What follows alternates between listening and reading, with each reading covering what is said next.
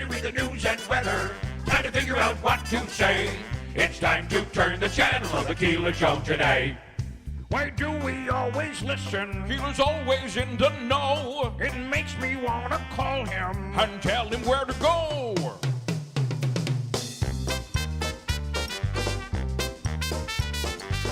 And now let's get things started. Andrew, let's get things started. It's time to get things started. On the most sensational, inspirational, celebrational, Keelerational. This is what we call the Keeler Show.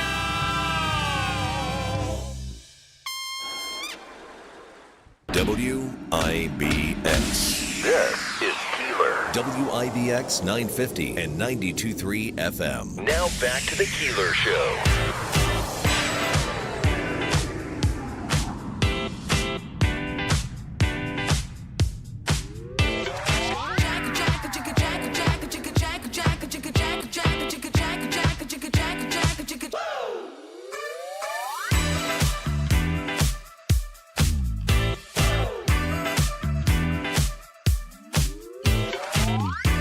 Apparently, I've got a long ways to go to learn. No, your ability to learn is Yeah, I think not well. I think I've probably reached that point where that's gone. Maybe is it possible? You good? You need anything? I'm good. All Good. right. How come I always get stuck following a good show? So I had the Well, last one you had. yeah. You had the band got back together. That was good. I'm gonna ask you, And Andrew. yesterday was fun. Yesterday that you dragged the boss in on her day off. I went home to wallpaper, believe it or not. It was the to-do list, honey-do list was so large it had to be hung from the wall. At a couple different corners of the wall. Wayne this morning, right off the bat, saying it is tough to watch Soto. It is tough to watch Soto. However, this can only go on for so long. Right. I mean, I say that about the Rockies. They won their 9th game the other day against the Yankees. Potentially the worst baseball team in history. On the road to beat, at least they're ready to beat someone. They're on the road to beating the Chicago White Sox, who beat the record last year. And at this point, the Yankees are probably laughing pretty hard because of the amount of money that they ended up not spending on that and what they spent their money on. Yeah. Now, if Soto, here's the way I try to look at this positively. Number one, the Mets continue to win. I feel there was a really, really key game last week after losing 2 to the Yankees. And then the other day coming back and tying the game against, who did they play? I forget now. They were down like by 5 runs or something. They came back and tied it and lost the game. So at that point, many teams will buckle. Yep. It gets into their head. They're all become Juan Sotos. Yeah. And they didn't. And they came right back and here they are today. They could sweep the White Sox, which they should. So you're in a way celebrating you only have one head case rather than multiple head cases. I'm saying that even without Soto, the Mets are winning. So if and when it will happen, Soto turns around, I would rather have him explode into offensive wonderfulness after the All-Star break. Playing in New York is tough. It is just, it's a pressure. Now, you kind of would have thought he's already dealt with it with the Yankees. Yeah. But it is, I can only imagine what the Post and well, he's getting hammered. I mean, it did seem that maybe the heckling at Yankee Stadium, while expected, did kind of get to his head just a little bit. Yeah. But here's the problem: he's now getting it at Citi Field. Yeah, that's not good. So not good. So Wayne, you're right. Wayne, I do have a story for you. The some magazine, I say some magazine. Put out a list of the best fishing spots. The best fishing places in America. And ranked among the best fishing spots in the United States is Lake Champlain. Really? Yeah. They say it is one of the best fishing lakes in the United States, along Adirondacks Lake, which borders most of New York. Most of it borders New York and also Vermont, and a little piece goes into Canada. Included on the list of the best lakes in America for anglers, according to fishingbooker.com. So I have an uncle by marriage who, it's interesting because he's my age. He's older. I don't use uncle. What is it, from Kentucky or what is that? What's going on? It is what it is. It's when you marry someone who's 9 years younger than you, all of a sudden, her aunt and uncle are your age. It's like, oh, that's really cool. They're the young ones in the family. Nonetheless, he fishes. They're from Niagara Falls, Grand Island. And they fish all the lakes out there, which is like ocean fishing. It's unbelievable. I mean, those lakes are incredibly massive. And every time we go out, we bring a cooler and we bring home all of pike and salmon and all of this incredible fish that they catch out there. Yeah. And he's like he's won contests and all this stuff. And that happens in Lake Champlain. So, Wayne, they say plan a trip, and you should start and make your home base in, hold on, it's coming to me. I actually trying to get it on the story here.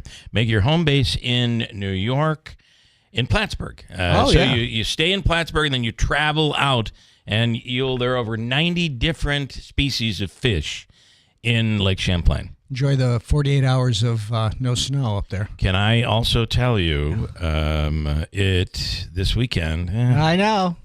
Not looking good. Well, today looks better. Sun was hurting my eyes when I drove in today. I was not used to it. Today looks better. Yep. Not as warm as yesterday, but close. And we might get a little cloudiness later on in the afternoon, and then maybe some rain. And then tomorrow looks rainy. Friday looks like sunshine. Yeah. Saturday is back to 50 and rain. Yeah. And then sunny, they say now on Sunday, 60 and sunshine. That's what the preliminary forecast looks like right now. Another horrible weekend. By the way, this will be another weekend that dates back to early to mid-November, where it is either rained or snowed on the weekends. Every weekend. We are currently have a streak. We have not had 2 days of no precipitation. So think about this. So this weekend, it's got to be, when's June, right? Is June 1st? June is Saturday. So Sunday? We're going to be Friday. June is coming soon. So we're going to be I'm going to bring a month. Sunday. It is Sunday? Okay. Thank you, Dave. So we're going to be a month away from 4th of July, which is the middle of the summer. Yeah. The 31st is Saturday, the middle of the summer. And we are, but now, here we go. Mm-hmm. Have you looked to next week's forecast? What, Farmer's Almanac? Or upper 70s, low 80s all week long. Yeah. So it looks like maybe we're making the switch next week. So. We're doing a little cemetery work today. I'm not going in it. I'm just we got some flowers to put in. Are you prepping? You're prepping. Exactly. I'm digging the hole. You can never get going too early. Well, that's true. They say that is. Some people is true. Be happy if you did that. Okay, a couple of things. State of the City was in Rome yesterday, right? Yes. And some big plans, Davey. Anything you want to highlight from the State of the City? It was held last night by Mayor Lanigan at the Griffith Institute. He proposed the Michael Jensen complex where the old YWCA was supposed to be proposed on Floyd Ave over by MVCC. He wants to have it's like a Nexus Center that he's proposing. Yeah, I think that's a good idea. It's going to be like an area for the county and ICANN are teaming up to be like to have watch your child. Bringing ICANN in, I mean, they're involved in everything. Yep. And in a good way. And then this athletic center they're talking about at 101 at Griffiths is going to be just spectacular. Yes. So a lot of good things happening there. Did you see at what were the awards? The music awards the other night? The AMAs, the Dick Clark American Music Association, American Music Awards, and you go ahead. Go ahead. No, you go ahead. I read that they generated they pre-taped the performances of like a week ago, and they generated them in. Yes. Okay, so they were all recorded. Like Rod Stewart was rocking and rolling at 82 years old. Janet Jackson. Oh, because Rod Stewart dropped some F-bombs, and they were able to. They handled it carefully. They said that CBS was doing it in delayed fashion. I didn't realize it was like a week of delay. So they were able to edit out his comments. And what he was swearing over is he knew he was getting the Lifetime Achievement Award, whatever that is. But they had 5 of his, I think, 8 kids on stage giving him the award. So that surprised him. And he dropped so it was some swearing in a F-bombs. good way. In a good way. It was swearing in a good way. Good. And then during that same ceremony, J-Lo, apparently, who did she kiss? Jennifer Lopez kissed one of the backup singers. Maybe that's what it was. Okay, are we done? Didn't we already do this like a decade ago, or maybe longer than a decade ago? I mean, right? I kissed a girl and liked it or whatever. Britney Spears and Madonna. Madonna and Britney Spears. Who's kissing? Jennifer Lopez kisses female backup dancer at the AMAs in Vegas. I mean, does she think this is going to create some? The only press she's getting is negative press. Right. People saying this is passé, if you will, if you care. The 18 people that were watching the show were probably very right. upset. Yeah. I didn't even know it was on. It was on Monday night. Yes, on Memorial I did not Day. even know it was on. And I watch wrestling on Monday nights. There you wrestling. go. I'm a wrestling There you fan. And listen, I don't want to get anybody upset, but the dream is over.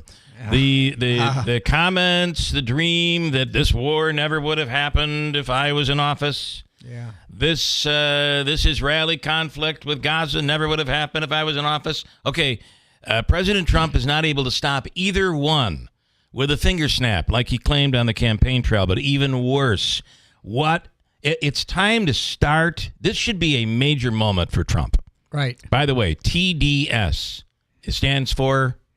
Trump Derangement Syndrome. Wrong. TDS stands for Trump Delusional Syndrome, where he can do no wrong even when he does wrong. Boy, you are going to be the real TDS you here. You are bringing the hate in I'm today. just telling you. It's coming at you so bad. You have to look at this and say, yep, this is a bad moment. Right. This is a horrible moment. He is being laughed at and humiliated by Putin and Russia right now. Right. With statement, here's the sad part of this. Through 2 administrations, all of what Intel told him, the people we rely on, told him, he discounted and said, no, I have a relationship with him, and if I tell him to stop, he'll stop. Right. And everyone said, what?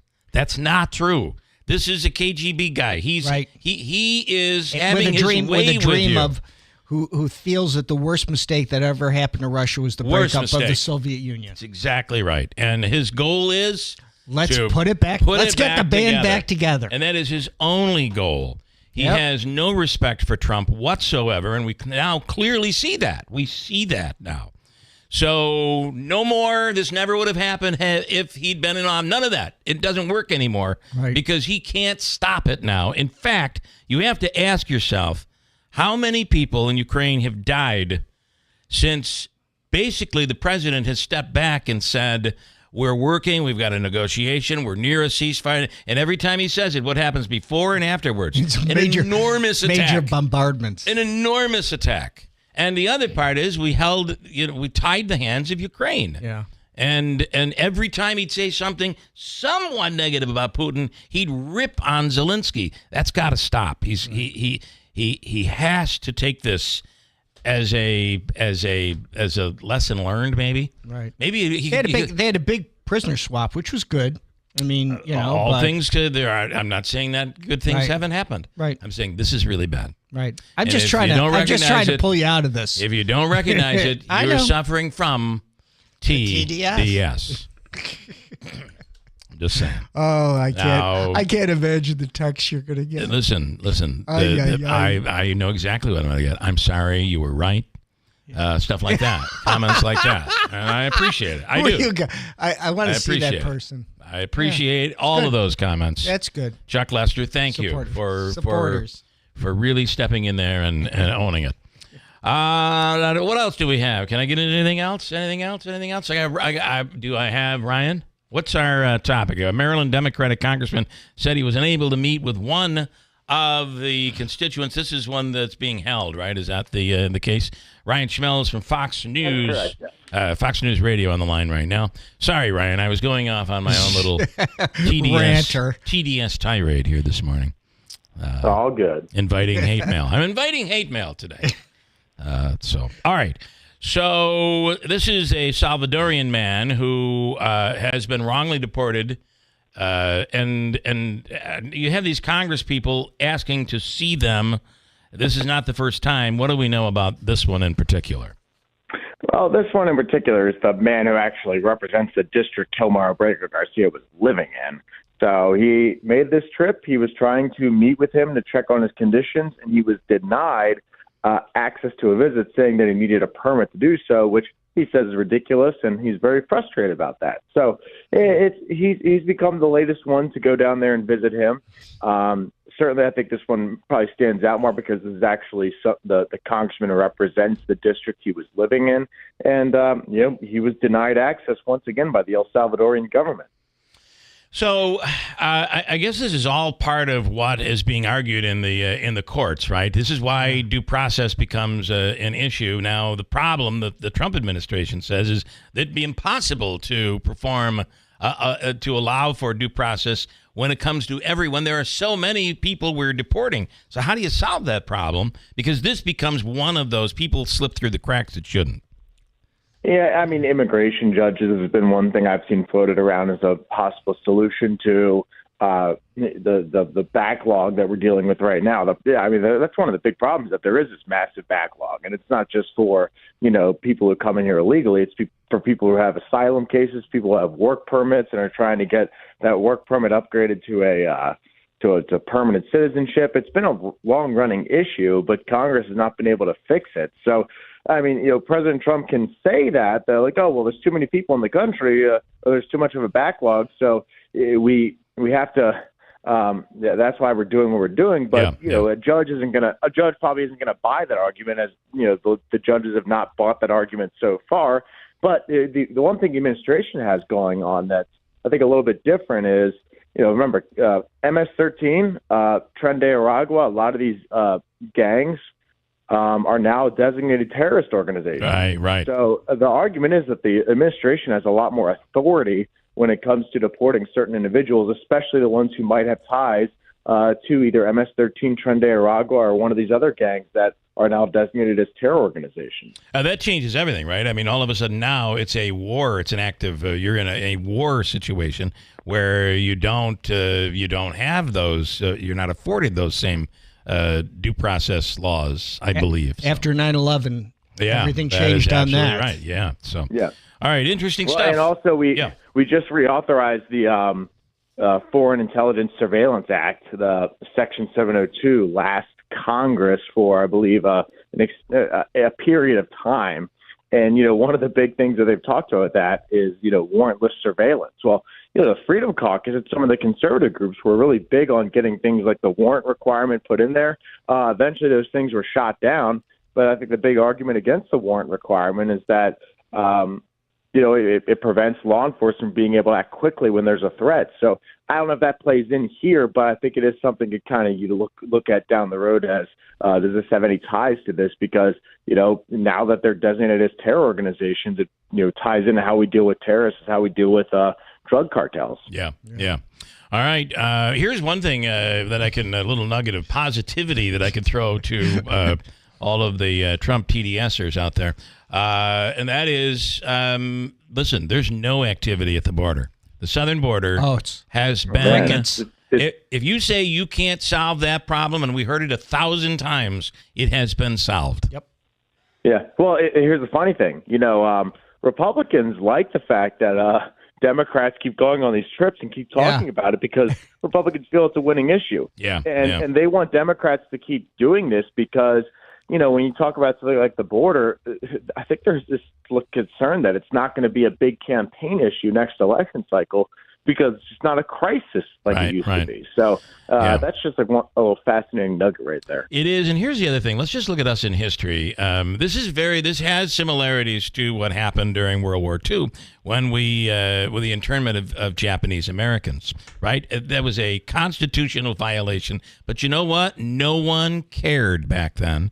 It took years for people to get past the bombing of Pearl Harbor to be able to look at this a little more constitutionally, and I think we're there now. I think there's enough stories out there of a female being raped and killed, and you find out it's an illegal immigrant, and the public is not all against this, as Democrats want everyone to believe. So, the polling certainly is there, and keep in mind too, the El Salvadorian government plays a big role in this too, and this is a very different country than it was, 5, 6 years ago, where they were one of the countries contributing to the migrant crisis.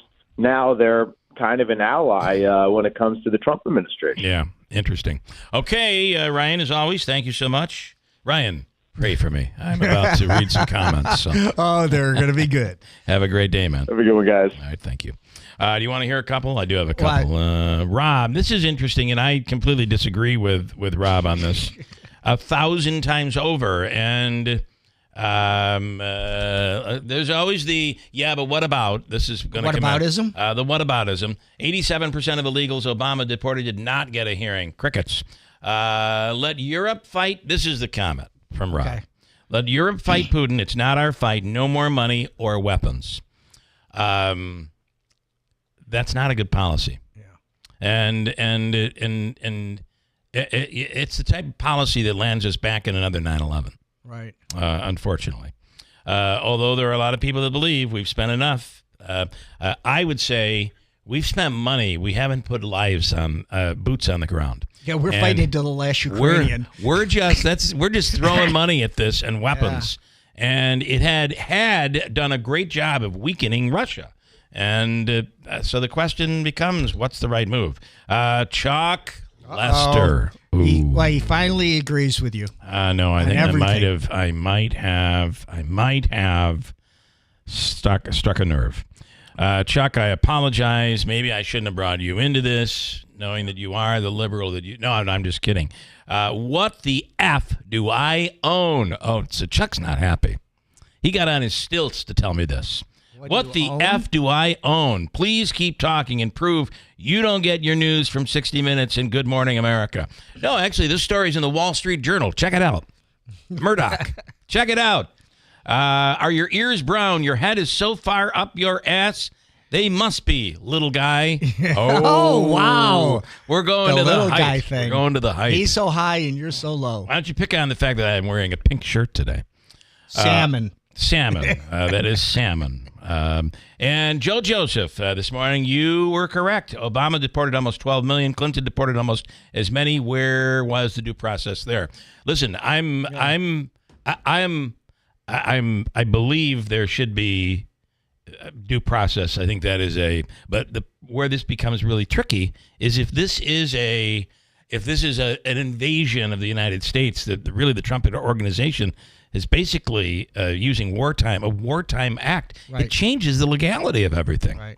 So it becomes a little on the tricky side. He was known as the deporter in chief. No doubt about it. Yeah. So I'm not one that is. In fact, I said positive things about Trump when it comes to the border. Well, and I got it. Go ahead. Go ahead there, Davey. Are you now taking comments and bumping them in here? Yeah, I got a comment texted to me. Bill, nice show. Nice to hear you support the dark side for a change. And that's from Joe. We know who Joe is. Oh, okay. All right. Okay. I actually have this in here as well. Now, listen, I mean, you cannot deny what's been done at the border. You can't. And we were told, how often were we told? This will take years to solve. You can't just solve this in a day. Well, you can't probably solve it in a day, but in about 3 weeks, they were able to almost stop by 100% the crossings at the border. So take it for what it is. Got to break cold tight. It's a Wednesday. I know. It feels like Tuesday, right? It is, and I got to tell you, I enjoy I stopped taking my medicine cancer meds at night because I would spend the first 2 hours of trying to sleep with like night sweats. It was terrible. So now I'll take it in the morning when I get up at like 4:30, where I spend the first 2 hours of just sweating to death. And this air conditioner can't be on any higher. These texts will calm things down. Maybe that's it. Maybe you're right. Quick break. We have news coming up at WIBX.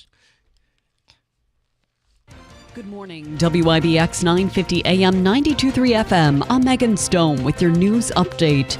2 liquor stores in Madison County were found to be non-compliant with state laws about selling alcohol to those under 21 years old. New York State Police carried out a county-wide operation on Memorial Day to assess stores for compliance regarding underage drinking laws. The 2 stores that failed the sting operation were Aldi in Cazenovia and Village Wine and Spirits in Hamilton. 70-year-old Carol Gold from Aldi and 31-year-old Jesse Gotham from Village Wine and Spirits were charged with unlawfully dealing with a child and the prohibited sale of alcohol to a person under 21. 14 other stores in Madison County were found to be in compliance. The abandoned dog found in Clark Mills is now fighting for his life. The pit bull mix named Rhett was found on a Pratt Avenue home on May 16th. Rhett was severely malnourished and was covered in fleas, resulting in anemia when police found him. Authorities say he was abandoned without food or water. Rhett has received emergency care, including a blood transfusion, and is being cared for by Clinton Pet Vet. Kirkland police say they have a suspect, and the case has been turned over to the Oneida County Sheriff's Office due to a conflict of interest. Clinton Pet Vet says they are hopeful Rhett can recover, but he is not yet out of the woods. A new, highly contagious COVID strain is being discovered in several states, including California. Tammy Trujillo reports. The discovery comes after federal officials said they would no longer support booster shots for healthy children or pregnant women. It was announced last week that future vaccine doses would be limited to those aged 65 and older or anyone with underlying health conditions. The strain was found as early as mid-April with additional infections in Washington State, Virginia, and New York. I'm Tammy Trujillo. And it's a mystery for police after the body of a man was found in a Long Island backyard pool. An East Shoreham homeowner was uncovering his pool for the season Sunday when he lifted the lid and found the body. The Suffolk County Medical Examiner will determine the cause of death and the identity of the deceased. There's talk the body might be that of Matthew Zoll, the 23-year-old fugitive who police think stabbed his father to death in their Rocky Point home last November. Your Weather Center forecast is next, and it's brought to you by John's Mobile Home Parts and Accessories in Oriskany Falls. For all your mobile home needs, it's worth the trip. Visit johnsmobilehomeparts.com for more info. A lot of overcast around, and we'll continue to see the shower threat go up. I really think the best chance is going to be as we head on through tonight and tomorrow. It's going to stay, I'd say, relatively cool. Clouds and maybe a shower this afternoon. This morning we should be in good shape. Wouldn't be shocked if we see some sunshine. 72 for today's high. 55 tonight with showers after midnight. Thursday, scattered showers, 65. Chance of rain Friday. From the Weather Channel, meteorologist Ray Stajic on WIBX. 950 AM, 92.3 FM. Currently, Tim Reed, it is sunny, and I didn't need sunglasses driving in this morning. It was bright, though. 51 degrees. We're just not used to it. Yeah. No need to worry. It'll be raining and cooler tomorrow. Just hold on. You're going to get what you want. On the line right now, Tanya J. Powers. Here's somebody. Tanya, good morning. Good morning.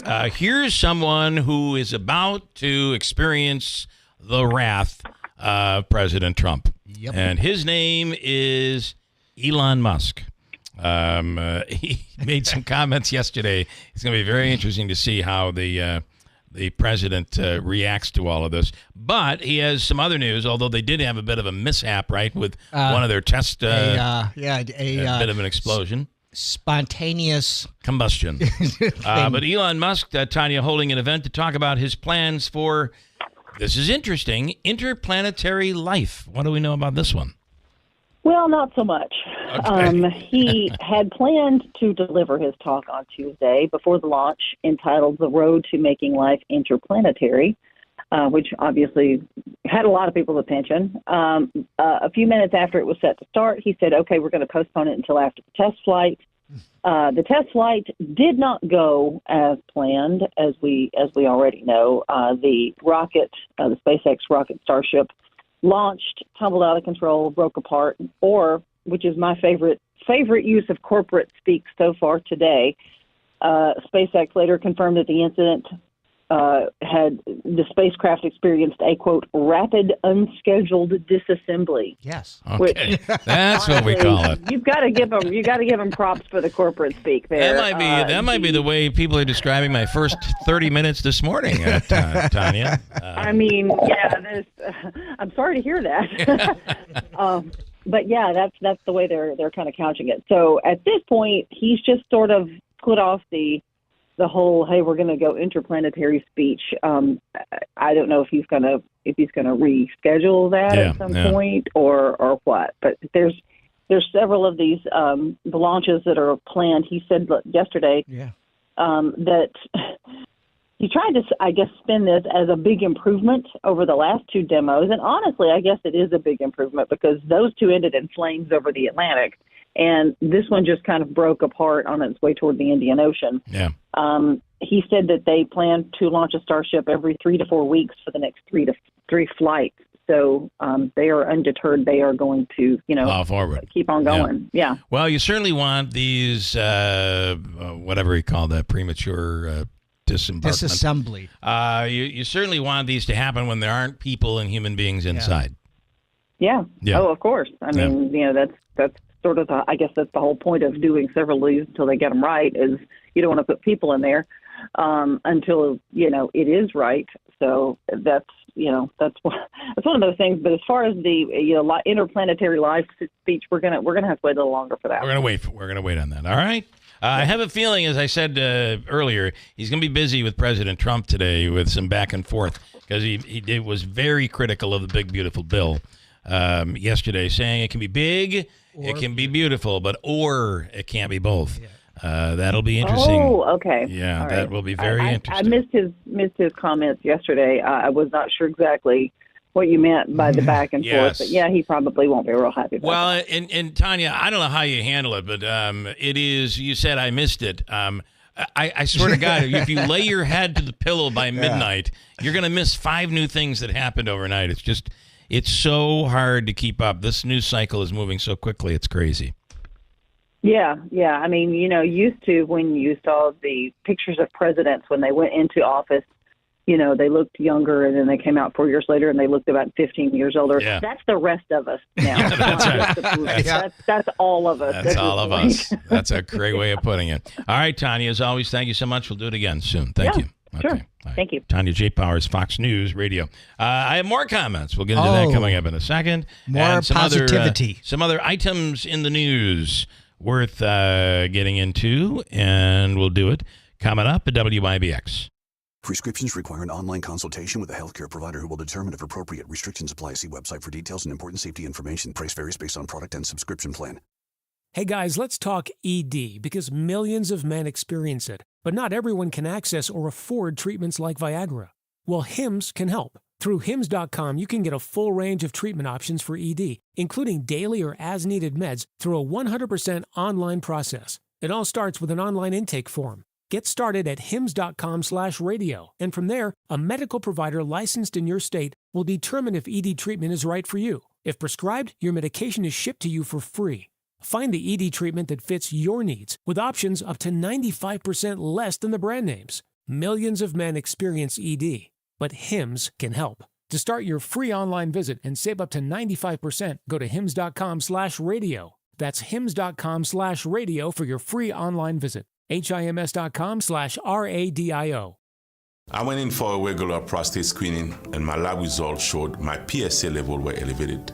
We repeated the lab test, and the second test came back elevated too. We did a biopsy, and the biopsy showed cancer in certain areas of Philip's prostate. Dr. Ba performed a prostatectomy at Wayne Hospital using robotic surgery to remove the cancer. We were able to cure him with smaller incisions, and he had a quick recovery. Since the surgery, all my PSA level has been normal. I am proof that early detection can prevent something far worse.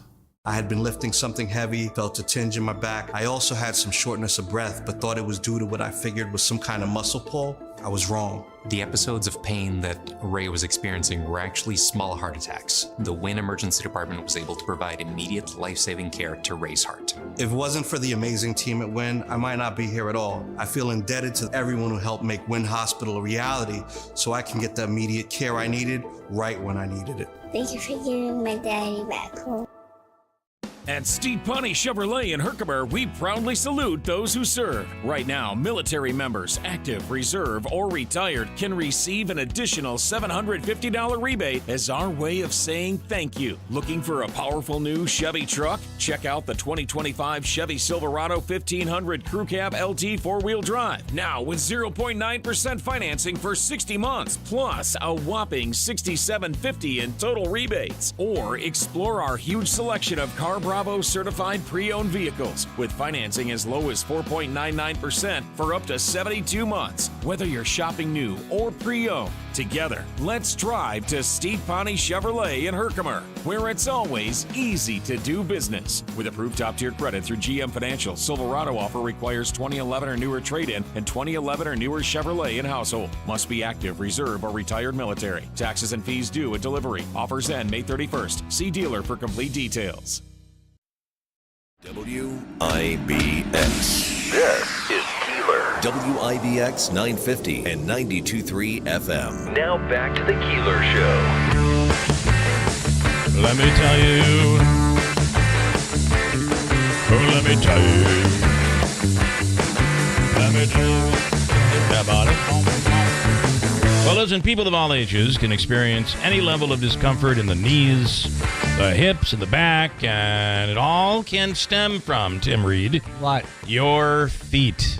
Yes. And you know this as a runner, right? Absolutely. I mean, you could hit the pavement and it hits you. And right I don't know if you've ever done, like when I was in high school and was trying to, I preface this because I have admitted I was never the greatest wrestler in the world, but yeah. I knew what I was doing. Yeah. I definitely knew what I was doing.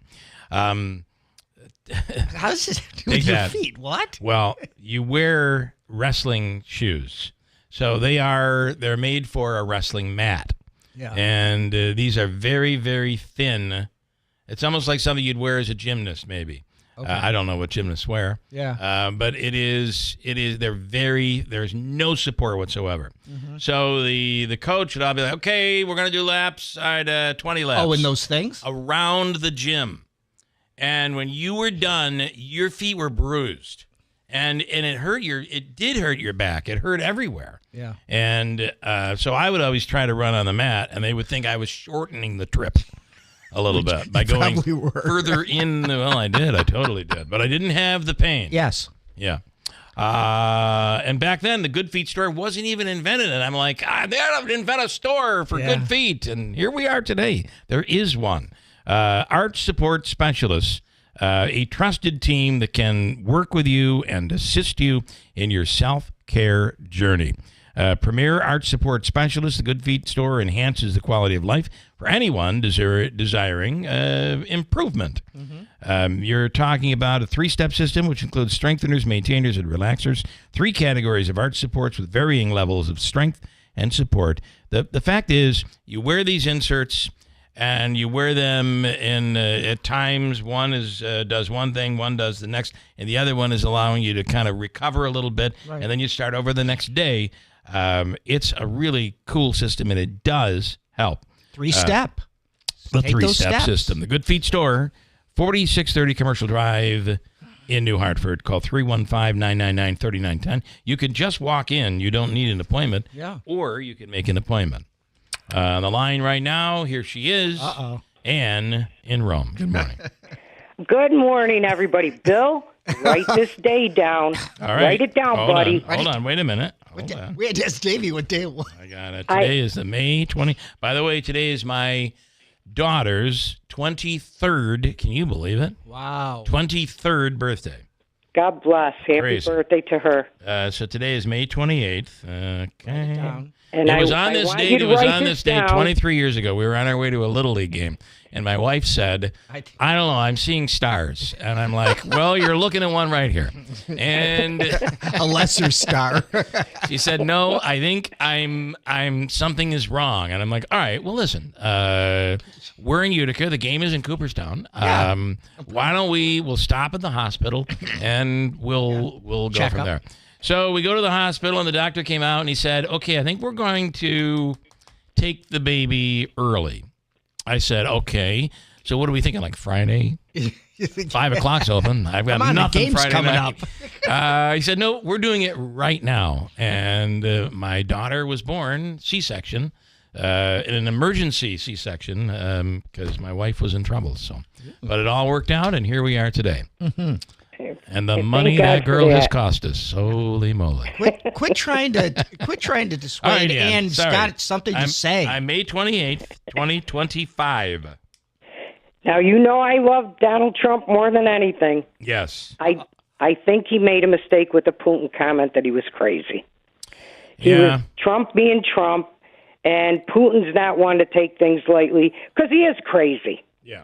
Well, I think the mistake is that he trusted Putin. He thought they were they were both on the same level playing field, and meanwhile Putin was deceiving him every step of the way. And that's what his people, his intel people have been telling him, and now unfortunately we know that it's true. I trust him enough to come back from this. Well, I'm sure. I'm not I'm not saying it's the end. There isn't. Listen, here's the reality. I don't know about anybody else. You know my feelings.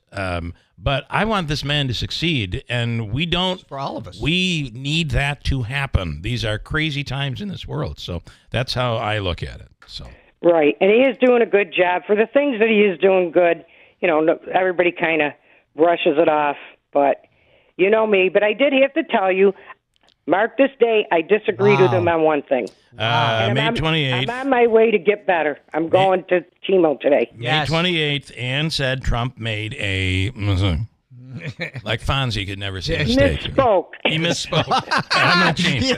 He had a rapid what was it? The rocket. All right. Well, listen. Good luck today, and good luck. And we hope that in the next I'll know next week, next Wednesday. I'll know if they're going to stop chemo.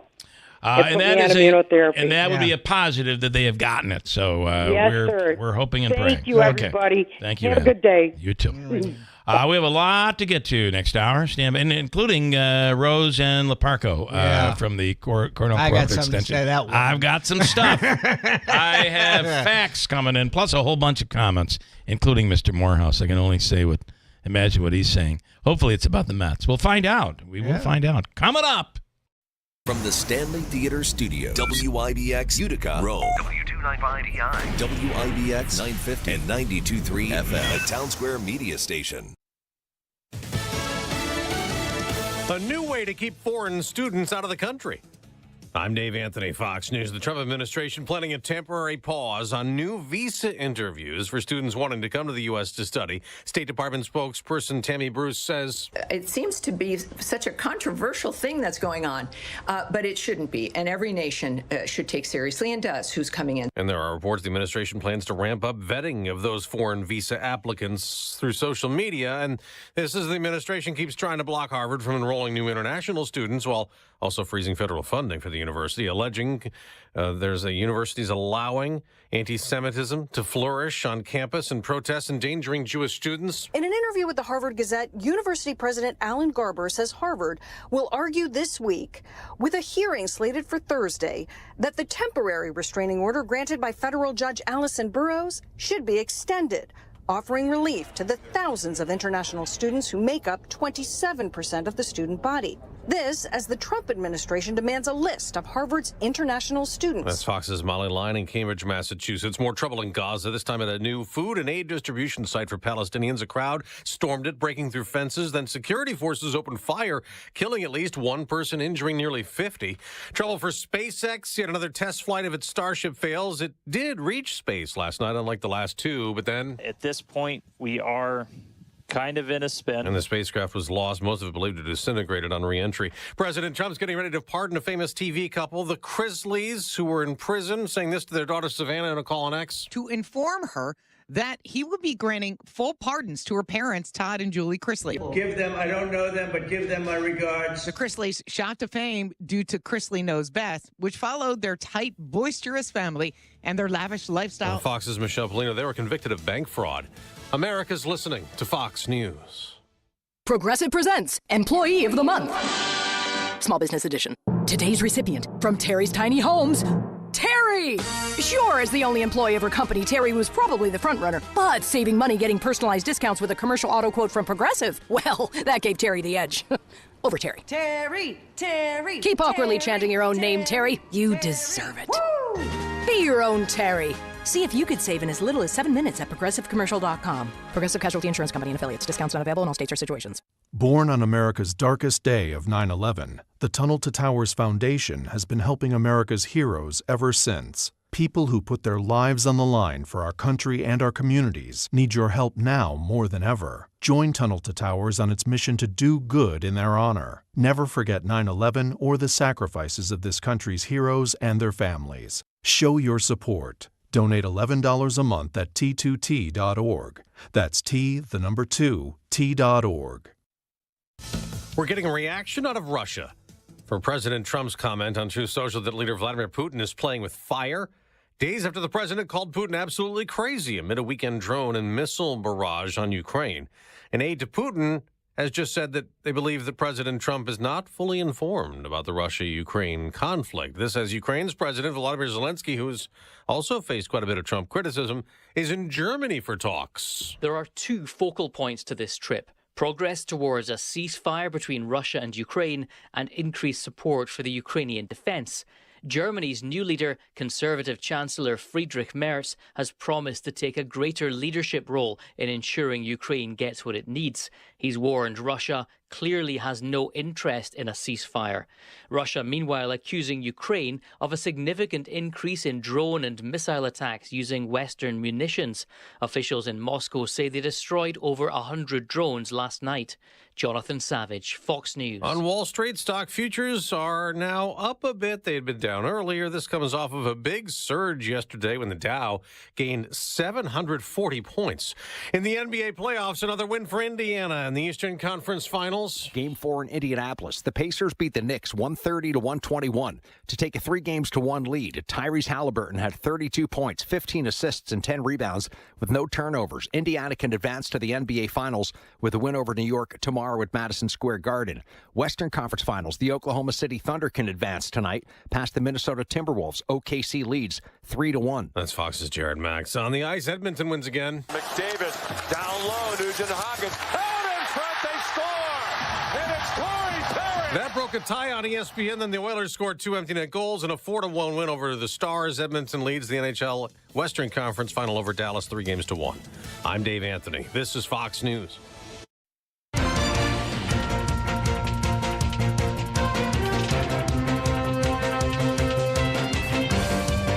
Good morning, WIBX 950 AM 92.3 FM news time is 7:05. I'm Megan Stone with your news update brought to you by the new destination Kia of Utica, Commercial Drive in Yorkville.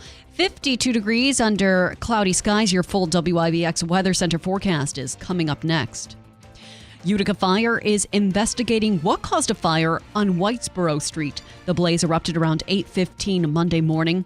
Firefighters said flames were coming from the right side of the house and the enclosed right porch. The fire was spreading to the upper level by the time authorities responded. Firefighters managed to control the blaze and put out hot spots on the roof, porch, and the ceiling. In all, it took about an hour to control the fire. Authorities are now investigating what caused the blaze, with the Utica Fire Marshal's office overseeing the investigation. Oneida City Police are reminding residents of the Ride for Missing Children taking place next week. The annual event is scheduled for June 6th, and there will be several street closures in the city. Authorities are reminding residents that there will be traffic disruptions on Seneca Street and Genesee Street to accommodate the riders. Police are also asking the public's patience during the solemn event, which is meant to raise awareness for missing and exploited children in the Mohawk Valley and beyond. Police are thanking the public in advance for their understanding and cooperation. Cucumbers are being recalled in a connection to a multi-state salmonella outbreak. The CDC and FDA warned last week that cucumbers grown by Florida-based Bedner growers and distributed by Fresh Start Produce Sales has been linked to more than 24 illnesses across 15 states, including New York. Related recalls have been issued impacting products sold at stores, including Walmart, Kroger, and Weis Market. Officials say retailers should notify consumers who may have bought the tainted produce, and if consumers don't know the source of their cucumbers, they should throw them away. Walmart being forced to pay $14,000 in fines to New York State for shipping realistic toy guns under a settlement deal. New York law prohibits retailers from selling or shipping toy guns that are black, dark blue, silver, and look like a real gun. New York Attorney General Letitia James says her office investigated and found third-party sellers on Walmart's online store are responsible for selling 9 realistic guns to addresses in New York. The U.S. Army is updating its fitness standards. On June 1st, the military branch will begin using its new Army Fitness Test, which replaces the current Combat Fitness Test. The Army said the new test will include updated scoring standards, emphasizing readiness and combat effectiveness. Soldiers have until January 1st of 2026 to meet the new fitness standards without facing adverse actions. The 5-part test includes a 3-repetition maximum deadlift, hand release push-ups, spring drag carry, a plank, and a 2-mile run. And the Scripps National Spelling Bee, making a big anniversary this year. 9 spellers competed in the first National Spelling Bee in 1925. More than 240 students will compete for the title of Best Speller in the United States when the contest kicks off today in National Harbor, Maryland. Preliminary and quarterfinal rounds will be live streamed on the Bounce XL platform tomorrow. And today, the rest of the competition will be broadcast on the ION network on Wednesday and Thursday nights. Your WIBX news time is 7:08. Here is your Weather Center forecast. A lot of overcast around, and we'll continue to see the shower threat go up. I really think the best chance is going to be as we head on through tonight and tomorrow. It's going to stay, I'd say, relatively cool. Clouds and maybe a shower this afternoon. This morning we should be in good shape. We'll be shocked if we see some sunshine. 72 for today's high. 55 tonight with showers after midnight. Thursday, scattered showers, 65. Chance of rain Friday. From the Weather Channel, meteorologist Ray Stajic on WIBX. 9:50 a.m. 92.3 FM. 52 degrees and cloudy right now. Let's take a look at sports. Broadcasting from the IBEW 43 local sports desk. Yep, the Pacers, they're 1 win away from the NBA Finals. Come on, Knicks, get it together. They took down the Knicks 130-121 in Game 4 of the Eastern Conference Finals from Indianapolis. Tyrese Halliburton became the first player in playoff history with 32 points, 15 assists, and 12 rebounds without committing a single turnover. Indy can advance with a win in New York. On tomorrow, out west, the Thunder, they could eliminate the Timberwolves in Game 5 from Oklahoma City today. The Oilers are 1 win away from going back to the Stanley Cup Final. The defending Western Conference champions took a 3-1 lead in the Western Conference Final after topping the Stars 4-1 in Game 4. The Oilers, they look to book their trip to the Cup Final when they visit Dallas for Game 5 tomorrow night. In the Eastern Conference Final, the Panthers, they're 1 win away from being able to defend their title. Florida visit the Hurricanes for Game 5 tonight. The Mets claimed a series victory after topping the White Sox 6-4. Pete Alonso and Jared Young each went deep with a 2-run blast in the bottom of the first. New York has won 4 in a row, and they look to sweep Chicago in the afternoon finale. The Yankees, they held off the Angels for a 3-2 victory. Ben Rice and Oswald Peraza each went deep with a solo homer. New York leads the AL East after winning its 4th in a row and will look to sweep the 3-game series tonight. One member of the Giants' receiving corps is hoping for a bounce-back season. According to SNY, wideout Jalen Hyatt mentally checked out during last season after clashing with coaches and management. Hyatt caught 8 passes for 62 yards in 2024. Jets safety Andre Sisco is looking forward to the upcoming season. Sisco said he thinks the Jets' secondary should set the bar for what high-level play looks like around the league. The 25-year-old signed with New York as a free agent in March after spending his first 4 years with the Jags. And the action continues on the clay courts at the French Open. Top 10 seeds Alexander Zverev, Jack Draper, Novak Djokovic, and Alex de Minaur each punched their ticket into the second round. Ethan Quinn advanced with an upset 4-set victory over 16-seed Grigor Dimitrov, which fellow Americans Alexander Kovacevic, Mackenzie McDonald, and Lerner Tien were each eliminated from the tournament. On the women's side, second-seeded Coco Gauff and third-seeded Jessica Pegula cruised to straight-set victories. 5 other American women are also advancing to the second round, including 31st-seeded Sophia Kenin. The second round begins early this morning at Roland Garros. 52 degrees under cloudy skies. Your WIBX news time is 7:12. WIBX 950 AM, 92.3 FM. I'm Megan Stone. I have so much to get into here. Coming up, that includes Roseanne Leparco and Tim. Yeah. You have stuff. Well, I don't know. I have I'm stuff. just I discouraged. have stuff. And yes, it is discouraging. You know, the Boilermaker is I've got to get just it's around another the corner. Thing. And Problem. you're trying to prepare for people coming home, et cetera, et cetera. The weeds and everything else out of control. It's just crazy. And we'll speak with her a little more on this coming up. Listen, if you're looking for some consolidation, time to shift gears as we shift into weather seasons. We're still trying to shift into the spring season, to be honest. Gears are stuck. GPO Federal Credit Union is rolling out all the options for you to take advantage of. Rates to go as low as 4.99% APR up to 5 years and 5.4949% APR. Just apply at gpofcu.com for details. And, of course, certain restrictions apply. Membership eligibility is required. Credit restrictions to apply. Rates based on credit history. Existing GPO loans cannot be refinanced. But if you're looking to make a change in your finances for 2025, reach out to GPO Federal Credit Union. That's GPO Federal Credit Union. And you can go to their website as well, gpofcu.com for details. gpofcu.com. Coming up, we'll get into the weeds. Literally, coming up at WIBX. This is Joe Cordell of Cordell & Cordell. Cordell & Cordell is the largest family law firm in the country, with over 35 years of helping clients navigate divorce. That does give us certain advantages, for example, in focus and resources. But being big doesn't mean less personal or less local. Our attorneys live and work in your community, and as neighbors, they understand the challenges your families face. If you're a guy facing divorce, remember, Cordell & Cordell, a partner you can count on. 518-554-0000, 100 Great Oaks, Albany. Business owners everywhere are raving about ZipRecruiter's new feature, Zip Intro, which does the work of finding and scheduling qualified candidates to meet with you as soon as the next day. So we decided to call up some of these employers and hear their stories. Today, we're on the phone with Pilates studio owner Crystal M. Harris. Crystal, how has Zip Intro helped you hire? Well, I was opening a Pilates studio in McDonough, Georgia, and I needed to staff up quickly. Zip Intro did the work for me. It helped me find enthusiastic candidates who matched my qualifications perfectly. That's great. Yeah, I had my Zip Intro session on Tuesday, did all the interviews by Thursday, sent out the offers on Friday, and they started on Monday. Because Zip Intro did most of the work, I saved so much time. Absolutely.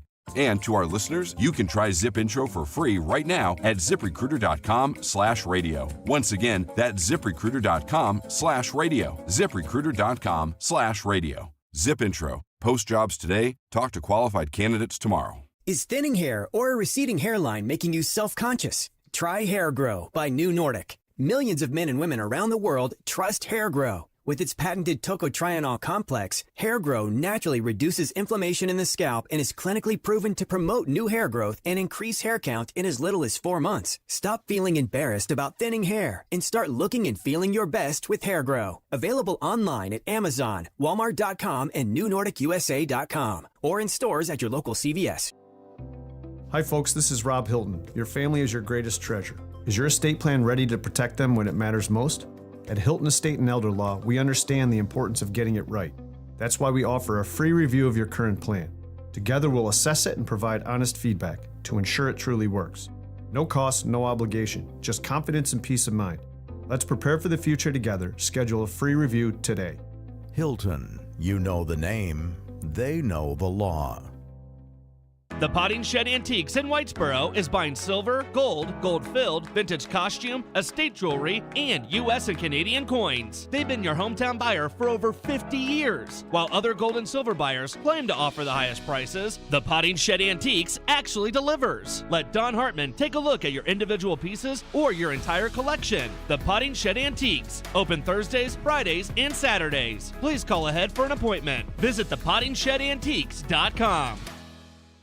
It's Brian Kilmeade. But I believe that Putin has totally misunderstood Donald Trump being patient. It looks like Vladimir Putin wants to make Trump look bad. Trump has taken political risks by going out of his way to say, I just want to be an arbiter to bring peace, knowing that most people know that the enemy and the villain is clearly Vladimir Putin. I think the president knows it, but it doesn't do any good for him to keep bringing it up. Brian Kilmeade, weekday mornings at 9 on WIBX 950 AM and 92.3 FM.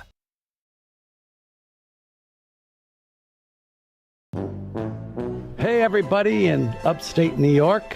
I don't know where in upstate New York, but thanks for listening to the Keeler Show.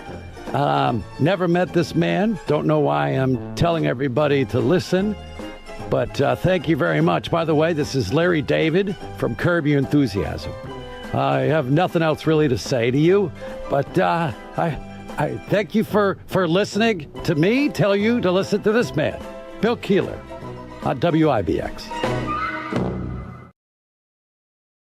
WIBX. This is Keeler. WIBX 950 and 92.3 FM. Now back to the Keeler Show.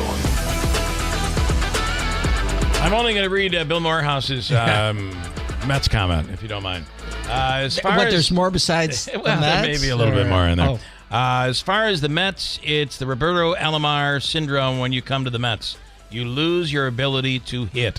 Well, I'm really wondering about when Soto breaks out. He has to break out, right? Yeah. I mean, he is good, right? Yep. I ask with a question mark, right? No, he is. So we'll see what occurs there with all of that. All righty now, let me go to the Master Gardener from Cornell Cooperative Extension, the one and only, Roseanne Leparco. Roseanne, good morning, good morning. Good morning, Bill. How are you today? Wonderful. Hey, the sun's out. The sun is out. She's leading with the good stuff. The sun was out yesterday. It was kind of nice. I mean, everybody is so behind in gardening. Oh, my God. I mean, it's really... I don't remember a year like this in a long time where you haven't even been able to get out there, or if you did get out there, I'm sure a lot of your listeners lost a lot of plants. Terrible. Myself included in my enthusiasm to get some things out there too early. It's just too much rain for the plants. Well, I like getting you know what I do with basil? Is I buy those bags from the farm in Schuyler, Giuliano. Yes. Yep. And you get them at like Hannaford or Chenantries or wherever, and just take them home and plant them, and they just take off. Ugh. Unfortunately, they're almost all dead now. Yeah. Mine too. Yeah, too much. There's just too much rain. It's been too much rain for them, and I know last week you were talking about, weeds in the lawn. I mean, we've passed the point of being able to control them at this point. Yeah. It's going to be very difficult, except, if it's a lot of annual weeds, your options are to mow high, which a lot of people haven't had a choice, but to mow high because you can't mow. But that can choke out annual weeds. But unfortunately for the bad boy perennial weeds, it's going to be tough. In fact, if you're that concerned about weeds in the lawn, my particular advice is to wait until fall at this point. Or, I'm a person that says, embrace the weeds. They're good for, especially the ones that flower, are good for pollinators, provides food for the pollinators, and, mow high to try to keep them under control. And really, if you have more weeds than grass, you've got a problem with your grass, because your solution is to make sure your lawn is strong. Right, you're strong enough to eat. Yeah, if you have more weeds than lawn, something's wrong. So because you really have the lawn is a weed when you think about it, right? Isn't it? Exactly. It's a plant that's very different from the other plants that we grow. It thrives in this kind of weather. So it does the opposite of what all our other plants do. But, if you're having a problem, Cornell can help you with a soil test because you want to make sure the soil is right for your lawn seed. Picking the right lawn seed is the other critical aspect of having a good lawn. Did you pick the right one for Central New York? And then people spend a lot of time trying to grow lawns where lawns just don't want to grow. For example, under a tree or in the shade. That's where you need to look at ground covers or something other than lawn seeds. I always say to force grass to grow where it won't grow is just a waste of your resources. I always say under a tree. Why try to plant grass when you can put a posted sign there? That's what, I like that. Long story, but yeah. I like that. So, Roseanne, I have a problem with moss, which seems to be doing very well this year for some reason. So is that a problem of cover, or is that a problem with soil, or a combination? It's a combination. I mean, if it's in your lawn, that's definitely a problem with soil. Probably the pH is not right if you're getting a lot of moss in your lawn. In a garden, I mean, it has been the perfect storm for moss to grow. Yeah. Moss is not necessarily a bad thing. In fact, in a particular type of garden, I happen to like the look of moss. It looks very nice, but it's not very nice in a lawn. And if it's predominant in a lawn, something's wrong with the soil. It's easy to cut. It's easy to cut. That's right. It's green. Easy to cut. And so you need to do something that probably a soil test would be your best option to see what's making that moss thrive in the lawn. I got to tell you, I have these memories of going to Speculator as a kid. My grandparents had a camp up there, and we would go up there. And, every once in a while you'd mosey on out, and it was almost in some parts in July, it's really hot and can get really dry, and the moss will literally dry up. And as you were walking through, there's these sandy areas, where the bears probably are, and we're trying to make sure we don't attract any bears.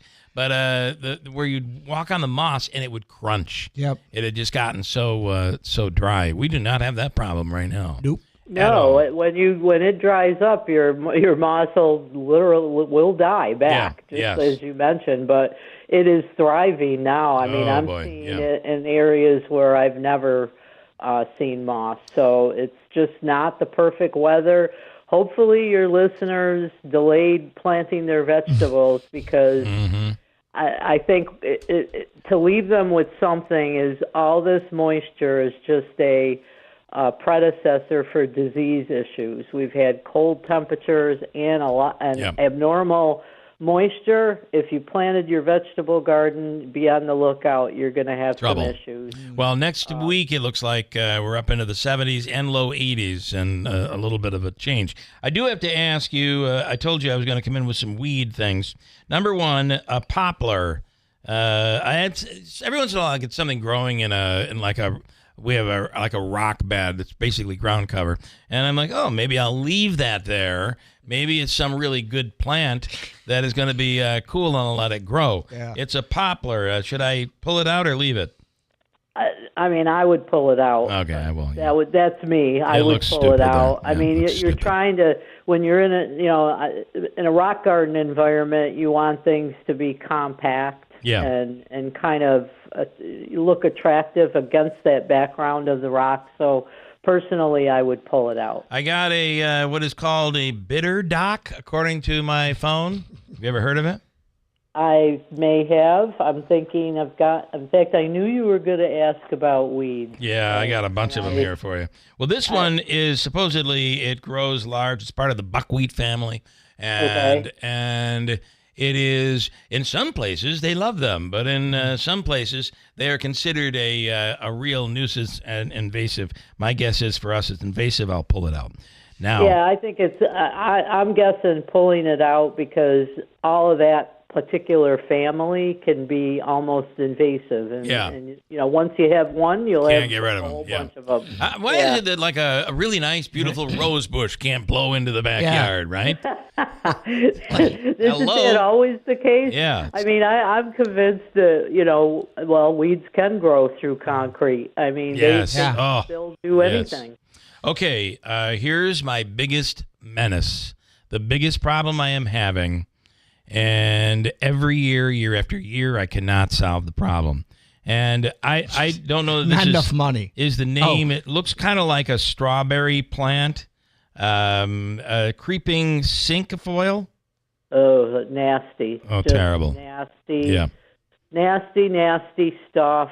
The one thing where it becomes really an issue is if you let it get a flower on it, and once it gets a flower on it, that's how it spreads its seeds. And so you want to try. I mean, in this kind of weather, you can try pulling it. Yeah. But unfortunately, with that particular weed, that's in a family of weeds where you think you pulled it all. Yeah. But then there's a piece that gets left in the soil, and that piece will end up being it'll root itself and be another plant. I did not know it flowered until the other day. I'm like, oh, look at these pretty little yellow flowers.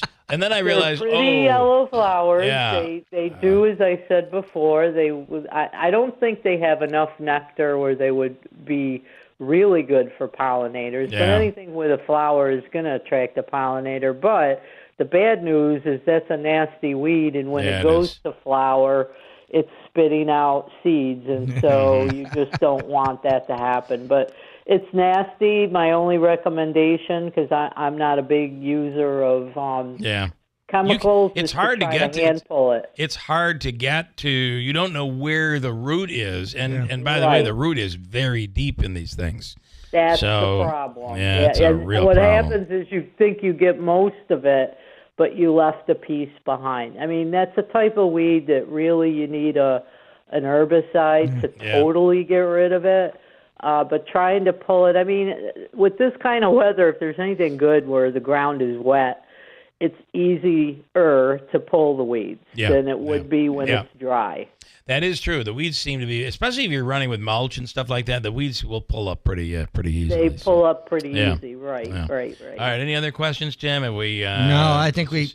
It's almost like Come on, we gotta. Do you normally charge a copay, Roseanne? 'Cause I probably should. You should. I mean, I should do that, but no. It's affecting us mentally.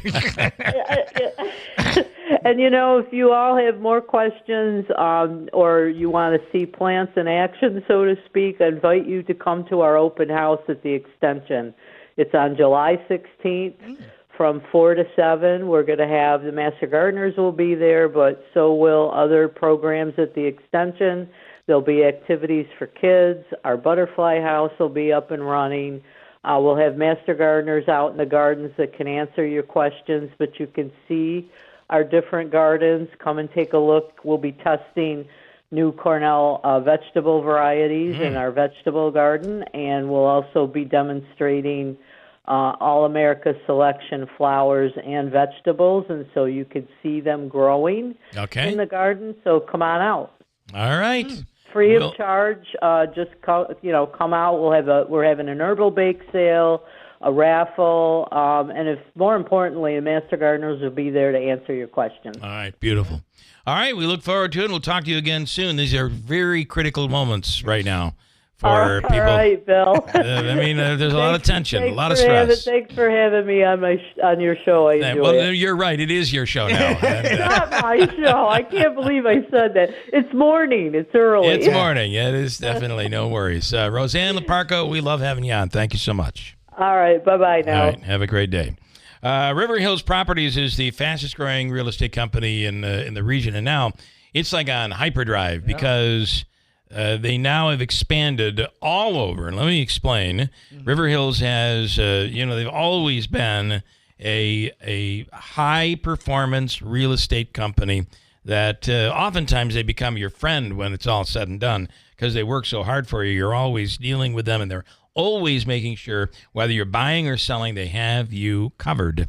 And they have always taken care of the Adirondacks, but now with an office in the North Country in Copenhagen, in Barneveld, Little Falls, in Utica, Newport, and now the amazing Gulf Coast of Florida, Sarasota, Naples, and Marco Island.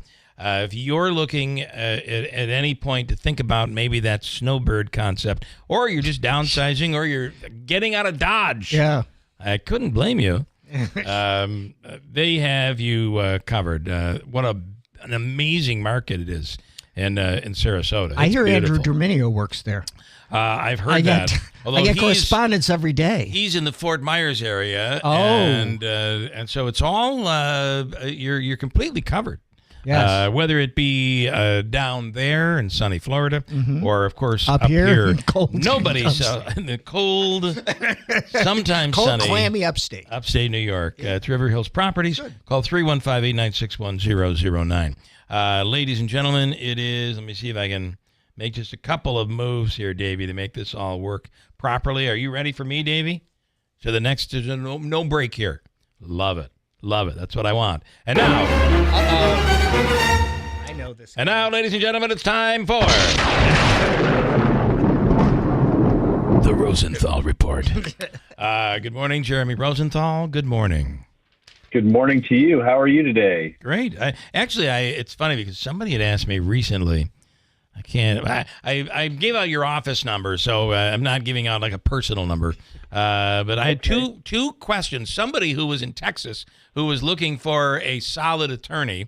I gave them your information, and then I do work for a London network, and I'm on there every once in a while for their U.S. opinion on what's going on in the world. And they were looking for an attorney, and I sent them to you as well. So hopefully, you're trying to get a commission? Maybe we'll see you on in London. Yeah, listen. Okay, anytime there's a real high dollar person who comes in with a big legal problem, I just assume it's from Utica. That's all coming from here.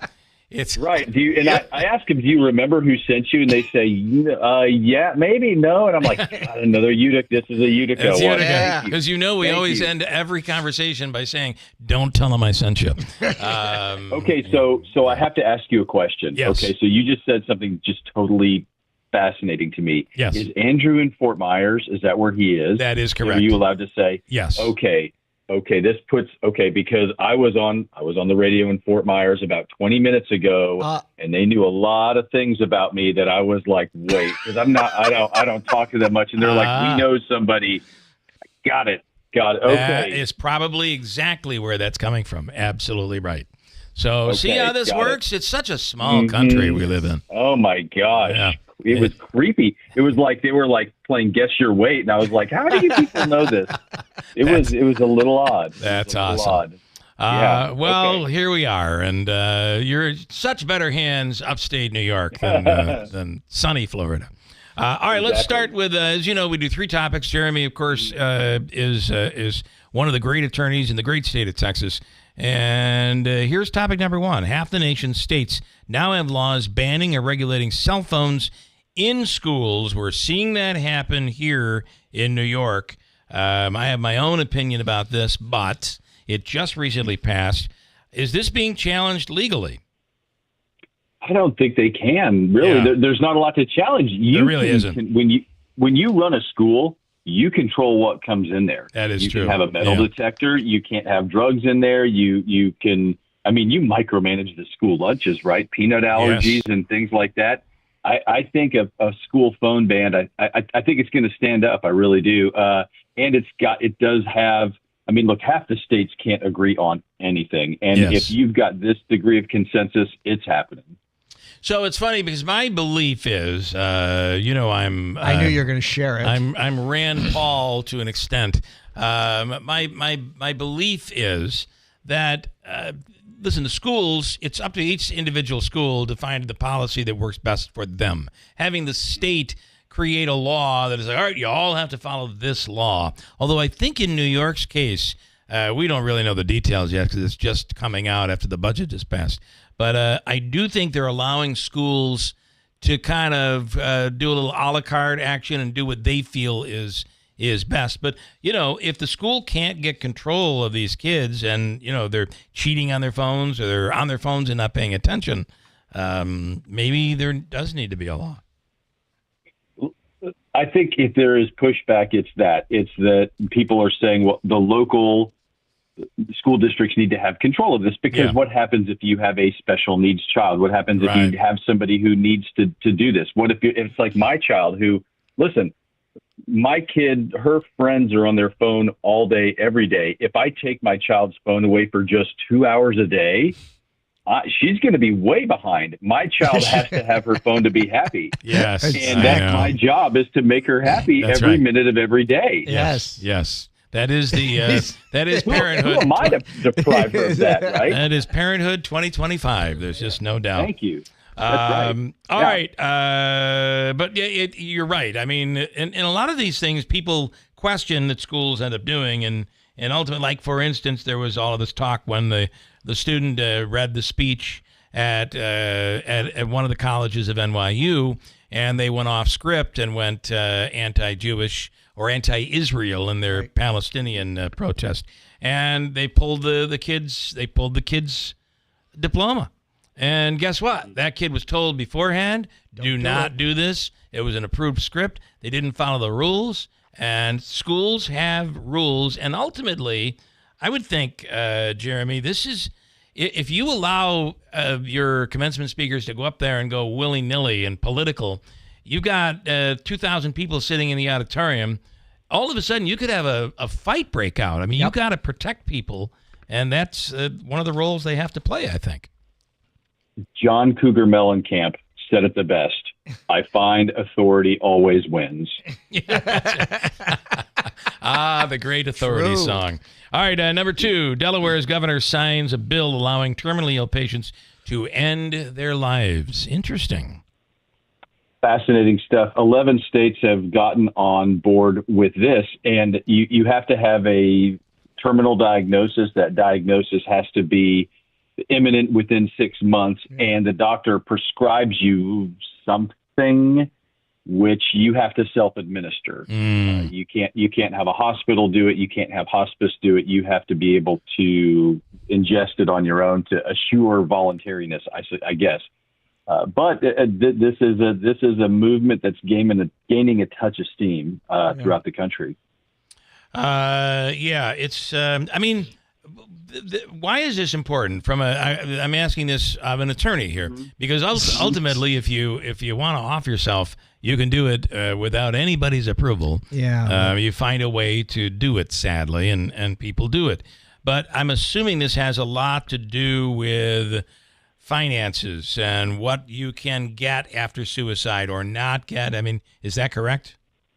I would think that's probably a big player. There's all sorts of things when you think about it. And I think a lot of this is for, I think, everybody around the person that's the subject here, because when you're in hospice, when you're in the hospital, these are people who might want to help you but can't, and they're going to get in trouble if they try to do something or suggest something that is inappropriate or illegal. So you have everybody trying to keep you alive when the person themselves is like, look, I'm 94 years old. I've lived a great life. I've had it. I'm done here. I have a great legal plan. I'm done here. Why? My lawyer. If that's what they want, right? And you've got, the medical community, which is keep people alive at all costs. And costs is probably a big word to use as well, because the amount of money that we spend, I've heard that the last year of your life is where you spend half of your money medically. Think about that. Yeah. What is what's his name? The from Kevorkian? No, the actor is 100 years old now. The Irish actor that was did a bunch of Disney stuff. I can't remember. Anyway, his wife came out and said, "Yeah, it's great that he lived to 100, but there are a lot of negatives when it comes to living to 100 years old." Yep. I think is it Dick Van Dyke? Dick Van Dyke. Oh, yeah. Yes. He's still dancing. It's He crazy. is. Wow. It's like, holy crap. Apparently, that dancing is like 3 days in bed with a backache, unfortunately. Wow. And finally, a federal judge considering sanctions against lawyers with a high-priced firm hired to defend Alabama's prison system after ChatGPT was used to write 2 court filings that included non-existent case citations. I learned a new phrase in kind of digging through this wormhole. It's called an AI hallucination. It's a thing. I did not know that. If you ask AI is like you and me. It's like me, which is if you don't know the answer, you fake it. And apparently it convinced lawyers to put these case citations, which didn't exist, and they're going to get yelled at, but that's about all that's happening here. But it's a good warning to everybody to double check your work. You really have. I mean, listen, you can use AI, but you got to go back and fact check. You literally have to fact check the AI work. Exactly. Because I have seen cases where it completely made something up, completely made it up, didn't even exist, and I was about to hit go, and I'm so glad I didn't. Nonetheless, there we are. Okay, great stuff, Jeremy. As always, we appreciate it and know our superiority to Fort Myers. Just we know it. Indeed, this is understood. Yeah, I'm gonna. That's okay. Putting a lot together here. So Andrew, boy, that guy. All right, Andrew. okay. That Andrew. I'm telling you. All right, Jeremy. Thank you so much. We'll do it again next week. Thank you. Sounds good. Bye-bye. Have a great day, Jeremy Rosenthal, and the Rosenthal Report. Okay. All right. Okay. I just had to gather my thoughts for a moment, Davey, because I did want to mention that our man, Davey Smith. Yes. Some call him Smitty. I never have. Davey. Has now been named the executive producer of the Keeler in the Morning radio program. Yep. And not only this, he has his own, are you ready? Office. And business card. What do we have here? Business cards. He has his own business card, which is really nice. I gotta shoot that QR code. All the information. There's a QR code on the back, which is really cool. I'll pass that along to some people he doesn't want to have. But Davey has done a tremendous job since Andrew's exit and producing the show, and we just want to say thank you. Wonderful job. Good. Thank you very much. Thank you, Andrew. Lovely Lennon for giving us Davey. This isn't my first rodeo producing a show. No. We know that. I mean, you go back. If you survive Phil Stern, you can survive me. Yes. I'm pretty sure. Okay, quick update on the news. Then we'll do Habaika's free money question of the day, which today, Davey, is worth $250. All right. $250, as they say, during trials in New York City involving, that trial's crazy, isn't it? I don't know how he's going to pull out of that one. Yeah. Next hour, we're going to get our freak on. That's going to be exciting. I'm getting out of here if you're doing that. Coming up, update on news at WIBX. BME Company Business Machines and Equipment has been delivering office solutions for businesses in upstate New York for over 30 years. Their success comes from finding the right document management strategies and software solutions for streamlining workflows. Simply put, BME provides fast, reliable service at the best value to keep your business running smoothly. Through BME's strategic partnership with Hummel's Office Plus, they distribute supplies for just about every machine in your office at a great price. BME welcomes the opportunity to serve your business, selling, leasing, and service in Canon and Kyocera devices, as well as FP mailing solutions. An important part of BME's culture is supporting the communities they're fortunate to work in, and BME recognizes that support is one reason for their success. The future of business in BME's area is encouraging, and the company is grateful to be a part of that growth. Call BME Company at 315-574-8200 or visit BMEcompany.com. BME Company Office Solutions. Made simple. Good morning, WIBX 950 AM 92.3 FM. I'm Megan Stone with your news update, brought to you by the new destination Kia of Utica, Commercial Drive, Yorkville. A Utica man was arrested for allegedly stabbing another person in the shoulder. According to Utica, police officers were called to the 200 block of Genesee Street for a reported stabbing. Authorities located a male victim suffering from a stab wound to his shoulder and was taken to Wynn Hospital for treatment. The victim told police he was arguing with 46-year-old Kenya Stewart, who then stabbed him. Authorities located Stewart and he was arrested. He has been charged with second-degree assault, third-degree criminal possession of a weapon, and menacing in the second degree. Water shutoffs continue for the village of Ilion. The shutoffs are due to water valve replacements, and areas affected by today's shutoffs will be West Rand Street from Shull Street to Barringer Road, Pennsylvania Avenue, Michigan Avenue, 2nd Street from Barringer Road to Sunset Avenue, Miles Avenue, and Massachusetts Avenue. Tomorrow, 2nd Street from 6th Street to Sunset Avenue and Barringer Road from West Rand to 2nd Street will be impacted. Shutoffs will continue until the end of the week, and they will end on Friday. A new, highly contagious COVID strain is being discovered in several states, including California. Tammy Trujillo reports. The discovery comes after federal officials said they would no longer support booster shots for healthy children or pregnant women. It was announced last week that future vaccine doses would be limited to those age 65 and older or anyone with underlying health conditions. The strain was found as early as mid-April with additional infections in Washington State, Virginia, and New York. I'm Tammy Trujillo. A new study says 3/4 of all moms in the U.S. are struggling with some degree of mental health issue. The study published Tuesday by Columbia University looked at nearly 200,000 mothers over a 7-year period and found only 25% reporting excellent mental health. That's down from 38% in 2016. The study also showed declines in physical health among U.S. mothers, especially among those who were single, younger, less educated, and whose children were multiracial or uninsured. And the start of the Belmont Stakes Racing Festival is a week away, and NYRA is giving fans an incentive to attend. The event starts June 4th, and the first 10,000 fans who go through the turnstiles that day will receive a free I Love NY Breds baseball cap. That's BREDS. It's part of the New York Showcase Day that'll feature 6 races exclusively for New York bred horses. Tickets for the festival at Saratoga Racecourse are still available and can be purchased online. Your Weather Center forecast is next. WIBX 950 AM 92.3 FM. I'm Megan Stone. A lot of overcast around, and we'll continue to see the shower threat go up. I really think the best chance is going to be as we head on through tonight and tomorrow. It's going to stay, I'd say, relatively cool. Clouds and maybe a shower this afternoon. This morning we should be in good shape. We'll be shocked if we see some sunshine. 72 for today's high, 55 tonight with showers after midnight. Thursday, scattered showers, 65, chance of rain Friday. From the Weather Channel, meteorologist Ray Stajic on WIBX, 950 AM, 92.3 FM. Well, don't look now, but there's some sunshine, and it is 56 degrees.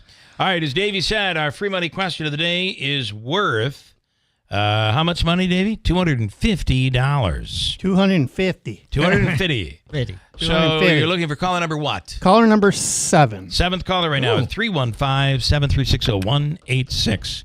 Call now for your chance to win $250 from Hobica and WIBX. Quickly before I break, Jake is in Utica. Good morning, Jake. Good morning. Good morning, guys. Maybe Tim knows the answer to this. All right. Do you remember the Ralph Romano show? Yes. What show was that? Ralph Romano. Ralph Romano. Yes. Yeah. From the old days? Do you days? remember the years that ran, Tim? Because I don't remember. It was in the 70s, wasn't it? I'm thinking even before that. I'm thinking maybe the early 60s. No, I don't think it was that far. No? Okay. How about, do you remember this one? How about this one on WK? Was that a local show? Yes. Oh. How about WTLB, the Reed thing? That was on Sunday nights. He'd play Top 40. I remember that show. Yes. Yes. Yeah. Was that I you? can go way back. No, I'm 75 years old. That guy. So. Yeah. Okay. Yeah. Wow. Yeah. There was this program I remember back in 1983. It was called, what do we call it? It wasn't called Swap Shop. It was called Bargain Hunter. Good morning. You're calling number 2. You're on Bargain Hunter. And the people would be like, I have two tires for 18 sale. They've got a little bit of tread on them and an old mantle clock that I really would like to get rid of. Yeah, it was early Antique Roadshow, but they were terrible stuff. Call me now at 823-3471. And that was Barry. I used to host that show And for a little while. Ro Romano show was like your show, Bill. You know, they okay. talked Except sports it was intelligent. politics and- Other than the fact that it had intelligence. Anyway, I got one more to tell you. What station was it on? What was it? I don't know, Tim. Was it WTLB? Yeah, it was TLB. Okay. Okay. Because Greg McShay used to be on TLB during the 70s. Yeah, that was its high. That was Greg high point. Greg was the guy I learned I would listen to and be like, boy, I want to do this, because he was doing bits and he was that's a doing name characters from and the voices. I loved it. Yeah. And when I started working at WTLB on Sundays, we would get down the hallway, and the guy from the overnights would be like, "Here, let me play some of his bits," and he would literally be all stacked up and ready to go for Monday morning, and he'd play some of them, and I'd be like, "This is what I want to do." Yeah. And then I did it and got fired. Bill, correct me if I'm wrong. Yes. You guys. Okay. When a juvenile commits a crime, all right, say God forbid murder. Yes. Why don't they, if he's doing the crime or he did the crime, why don't they announce his name? They do when they're missing. Well, it depends on if the person is, well, I think it may have changed with Raise the Age. Right. But I do think it depends on if the juvenile is being treated as an adult. Then they will release the name. Right. Okay. Yep. Okay. But if they are not being treated as an adult, the name is withheld, because they don't want to, this kid did something, they don't want to destroy the kid's reputation. Yeah, so that's all Facebook. Jeez. All right. All right, Okay. Jake. Thank you, man. Thank Good you. work, Jake. Have a good day, guys. You have a wonderful day. Thank you. Let me go to Steve. Steve, how you doing? You all right? Doing pretty good. Do you have like 2 minutes for me to take a quick break, and I'll come right back to you? No problem. All right, stand by. $250 on the line, and a good question. So don't go anywhere. We're coming right back, and wait till you hear this question. You can be like, why didn't Jeopardy choose this one? Because it's a goodie. Coming up. Yeah.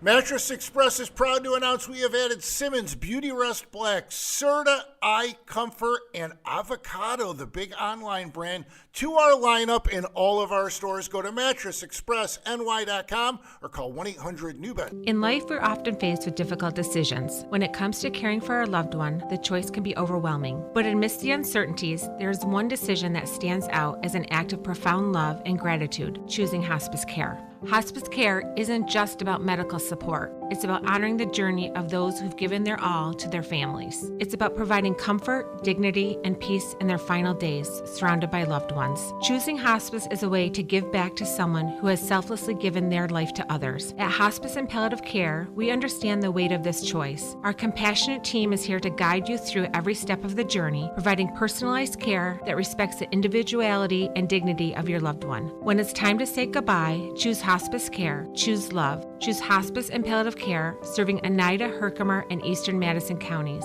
Visit our website, hospicecareinc.org, or call 315-735-6484. When you need us most. Millions of Americans take medicine like Ozempic and Zepbound. Many of them are overpaying by thousands of dollars a year. These GLP-1 medications for diabetes, weight loss, and more may not always be covered by your insurance, but GoodRx can help. GoodRx helps you save every month on prescriptions at over 70,000 pharmacies nationwide. Best of all, it's free to use. Check GoodRx to save on GLP-1s. Just go to GoodRx.com/GLP. That's GoodRx.com/GLP. GoodRx is not insurance but can be used instead of insurance, including Medicare and other federal and state-funded programs. This is Joe Cordell of Cordell & Cordell. Cordell & Cordell is the largest family law firm in the country, with over 35 years of helping clients navigate divorce. That does give us certain advantages, for example, in focus and resources. But being big doesn't mean less personal or less local. Our attorneys live and work in your community, and as neighbors, they understand the challenges your families face. If you're a guy facing divorce, remember, Cordell & Cordell, a partner you can count on. 518-554-0000, 100 Great Oaks, Albany.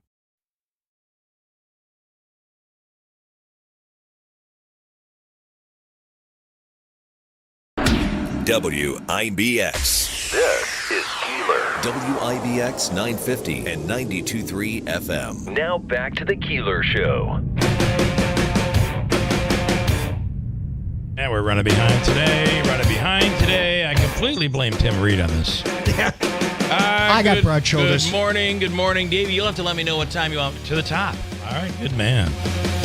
On the line right now is Steve in Clinton, ready to play Hobica's free money question of the day.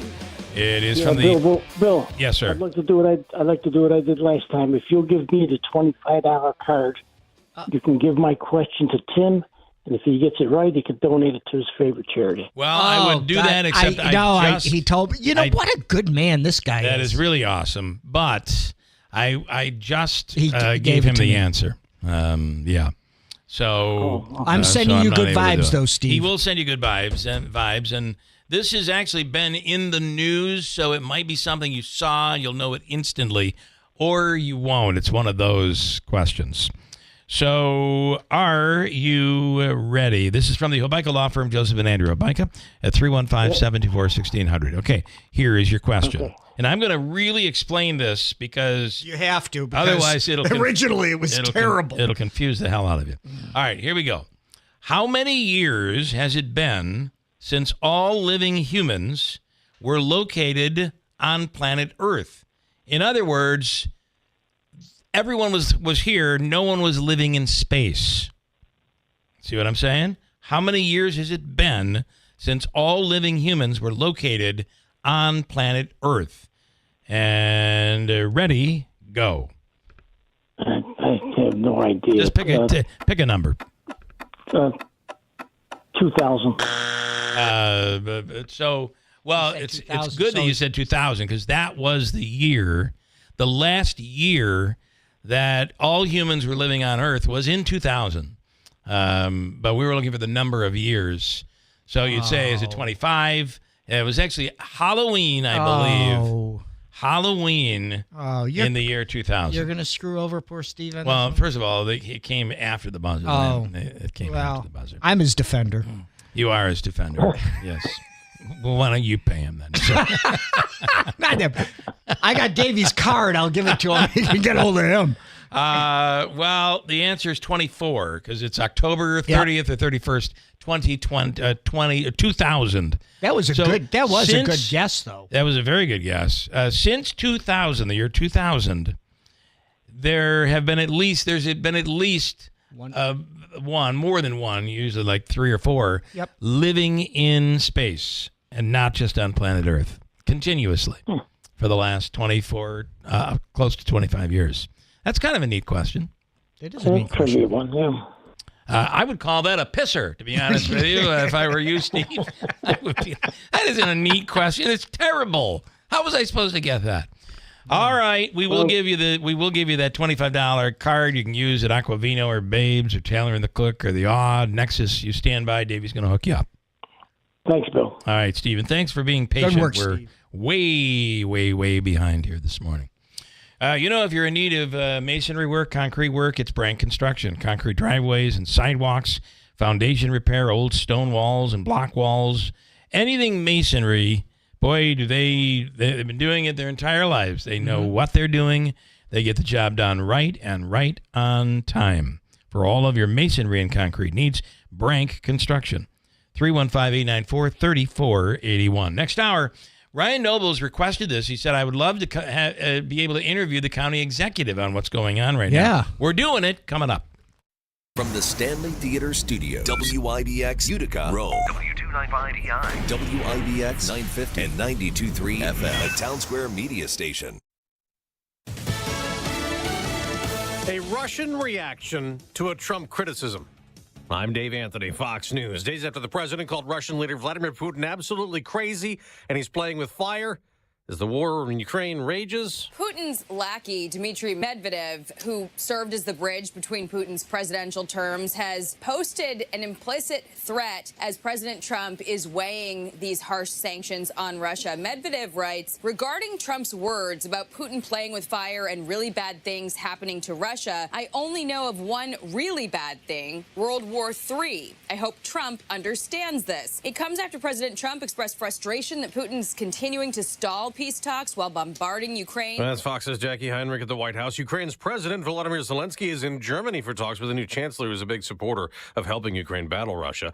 In Gaza, chaos at a new food and distribution center. One Palestinian was killed, nearly 50 injured. Crowds overwhelmed the position, which is being run by an Israeli and US-backed foundation. Eyewitnesses report hearing Israeli tank and gunfire and seeing a military helicopter firing flares. Humanitarian groups say people in Gaza are desperate for food after a near 3-month Israeli blockade. Fox's Jonathan Savage. In a further attempt to crack down on pro-Palestinian protests that the Trump administration says allows anti-Semitism to flourish on college campuses, new interviews with foreign students who want to get a visa to come study here are on hold as they ramp up social media vetting. State Department spokesperson Tammy Bruce just told Fox. Every sovereign nation has a right to make sure that they know who's in their nation and if they are safe to be here, and for the people who want to come to understand that there are expectations when you get here so that we don't have to take your visa and remove you. This says the Trump administration and Harvard spar in court over attempts to block the university from enrolling new international students and freezing federal grants. America's listening to Fox News. Progressive presents Employee of the Month. Small Business Edition. Today's recipient from Terry's Tiny Homes, Terry! Sure, as the only employee of her company, Terry was probably the front runner, but saving money getting personalized discounts with a commercial auto quote from Progressive, well, that gave Terry the edge. Over Terry. Terry, Terry. Keep awkwardly chanting your own name, Terry. You deserve it. Woo! Be your own Terry. See if you could save in as little as 7 minutes at progressivecommercial.com. Progressive Casualty Insurance Company and affiliates. Discounts not available in all states or situations. Born on America's darkest day of 9/11, the Tunnel to Towers Foundation has been helping America's heroes ever since. People who put their lives on the line for our country and our communities need your help now more than ever. Join Tunnel to Towers on its mission to do good in their honor. Never forget 9/11 or the sacrifices of this country's heroes and their families. Show your support. Donate $11 a month at T2T.org. That's T2T.org. Well, 4 years ago, still in the throes of the pandemic, getting the COVID vaccine was a big deal. Times have changed. The Centers for Disease Control wants fewer Americans to get those shots. Health and Human Services Secretary Robert F. Kennedy Jr. says COVID vaccines for healthy children and pregnant women are no longer recommended, removing the shots from the CDC's vaccine schedule. We're now one step closer to realizing President Trump's promise to make America healthy again. Kennedy announced the changes in a video on X, joined by the FDA commissioner and the director of the National Institutes of Health. A CDC advisory panel is set to meet next month to make recommendations about fall vaccines.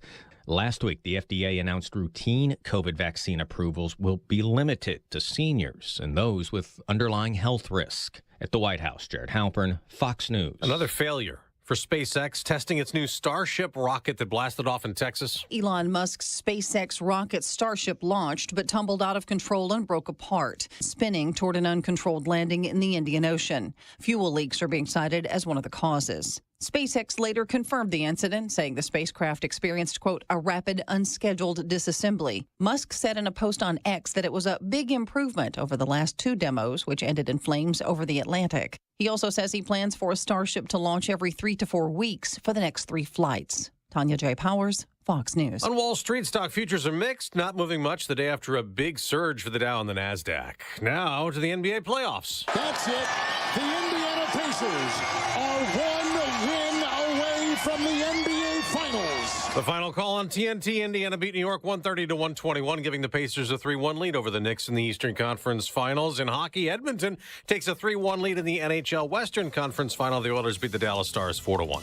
I'm Dave Anthony. This is Fox News.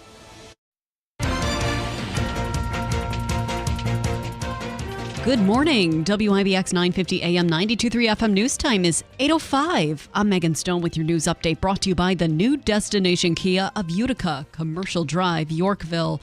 57 degrees and cloudy. Your full WIBX Weather Center forecast is coming up right after this. A man accused of murdering his girlfriend and son faces a judge to be arraigned on multiple charges. Prosecutors say David Huff shot and killed 43-year-old Yerodeth Tashuti and 11-year-old Jeremiah Huff at a home on Ronnie Road in Syracuse back in March. Huff also allegedly pointed the shotgun at his stepfather before leaving the scene. He was taken into custody several hours later, just 2 miles away from the crime. Huff remains behind bars at the Onondaga County Justice Center. 2 liquor stores in Madison County were found to be non-compliant with state laws about selling alcohol to those under 21 years old. New York State Police carried out a county-wide operation on Memorial Day to assess stores for compliance regarding underage drinking laws.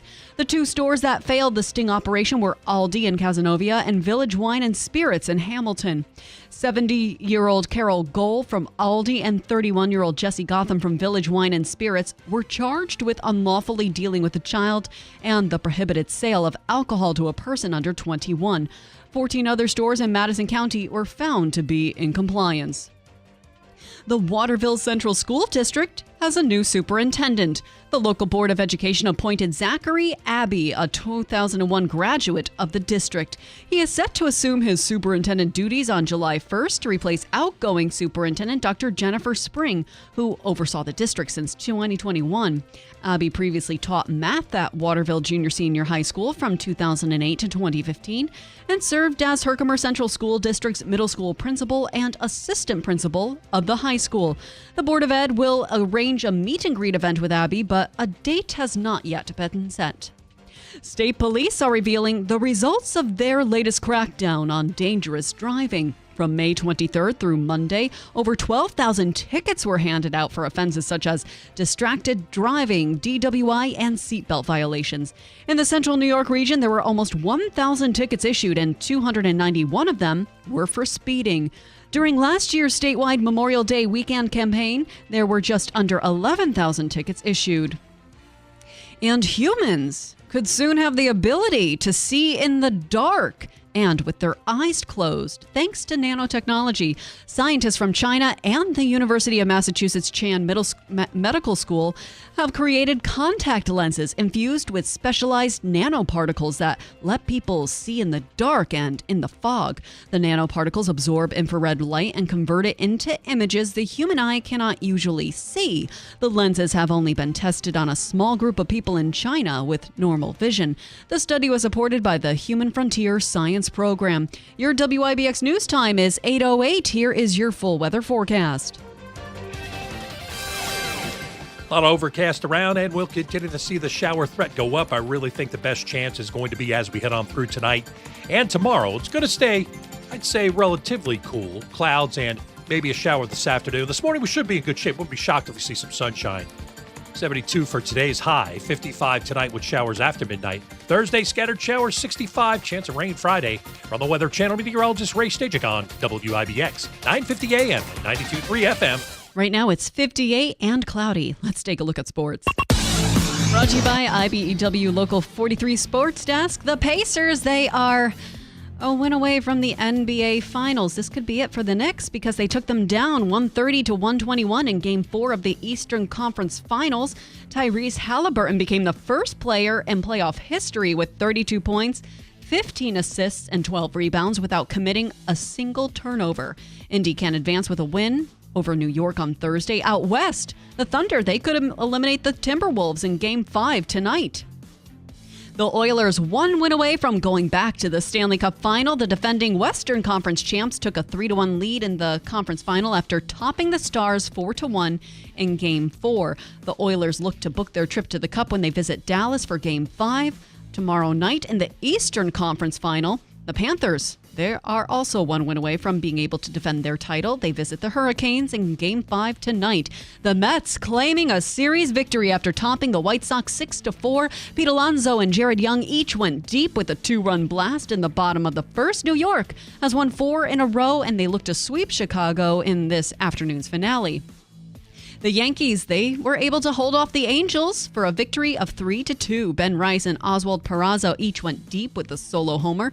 New York leads the AL East after winning its fourth in a row and will look to sweep the 3-game series tonight in Anaheim. One member of the Giants' receiving corps is hoping for a bounce-back season. According to SNY, wideout Jalen Hyatt mentally checked out during last season after clashing with coaches and management. Hyatt caught 8 passes for 62 yards last year.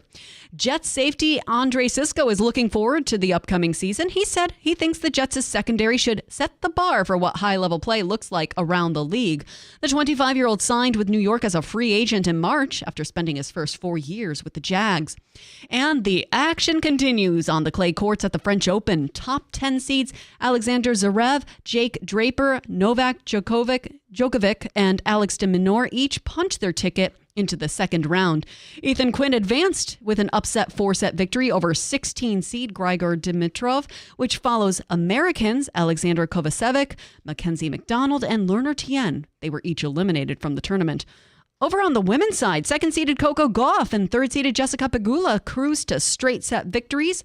5 other American women are also advancing to the second round, including 31st-seeded Sophia Kenin.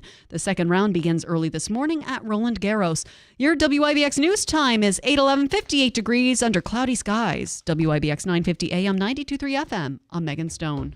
Revive Softwave Therapy. If you're dealing with pain that is in the neck or back or knees, wrist pain, arthritis, shoulder pain, Revive. And I correct in saying you have a family member that's utilizing this? Yes. And okay. It definitely helped. And it helps. Frozen shoulder. Frozen shoulder, which by the way normally almost always affects women. Yes. For some reason. I don't know why. We don't want to pinpoint who's taking advantage of this, but I'm just saying you may be an outlier. Yes. It's possible. Yeah. FDA cleared non-invasive drug-free treatment for chronic pain, inflammation, and all joint issues. Dr. Timothy Del Medico. Revive Softwave Therapy. It increases blood supply, modulates inflammation, stimulates and activates stem cells, repairs and regenerates tissues, and reduces acute and chronic pain as well. This is the same technology used to break up like a gallstone or kidney stones. Different intensity, but it mimics a slight injury and sends all of what your body has to repair to that location. And it works. Right. It's really your body mending your body with a little help from the technology Revive Softwave Therapy. Call today at 315-725-8427 and make an appointment. Also, Steve Ponte Mazda, Ricky Z, the Move to Mazda sales event is back. I have a gift for Rick. I'm going to have to bring him in to present it to him. I can't even. And then force him to perform in studio. $25 gift card. No, the Leonid and friends. Yes. The Russian. Oh, Ukrainians, yes. We saw them the other night. And right. Maybe I waited and got a signed. Ooh. I'm just saying. Might have signed piano. Signed piano. I got it in the car. It's a big one. It's a biggie. Save on new Mazda lease or enjoy 0.9% APR financing on new 2025 Mazda CX-30s, CX-5s, 50s, CX-70s, and CX-90s. You can see Rick or anybody at the dealership for details. Mazda finished. This has been a big year for Mazda, finishing 2024 with a 16.8% sales increase year over year, awarded more IIHS Top Safety Plus Pick Awards than any other brand. As Rick says, come on down. You're the next contestant on. We've got a deal for you on a brand new Mazda. Steve Ponte Mazda Commercial Drive in Yorkville. I want to play a little something for you here and talk to you about it. You know a lot about it. Oh. Yes.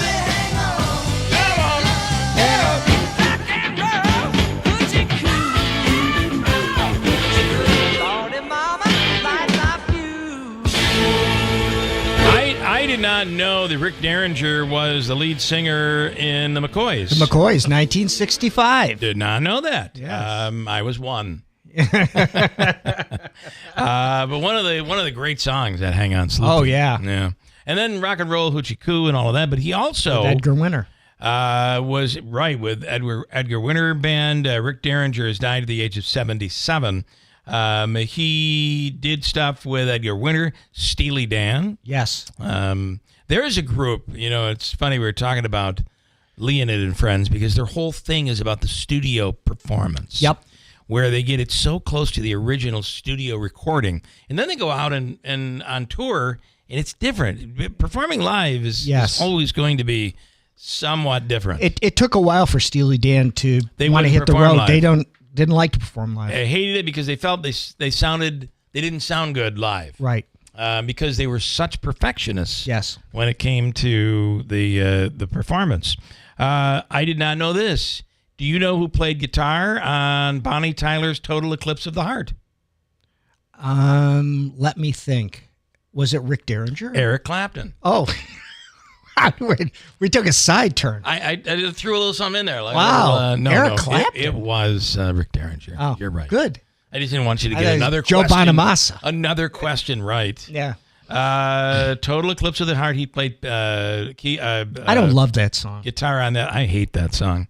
Barbara Streisand. He performed what? and The Rose or I don't know why I don't know. He was a great guitarist. Also produced classics like Frankenstein and Free Ride from the Edgar Winter Free group. Ride, yeah. And did you know he also performed on many Weird Al songs? Really? Yeah, that's true. Huh.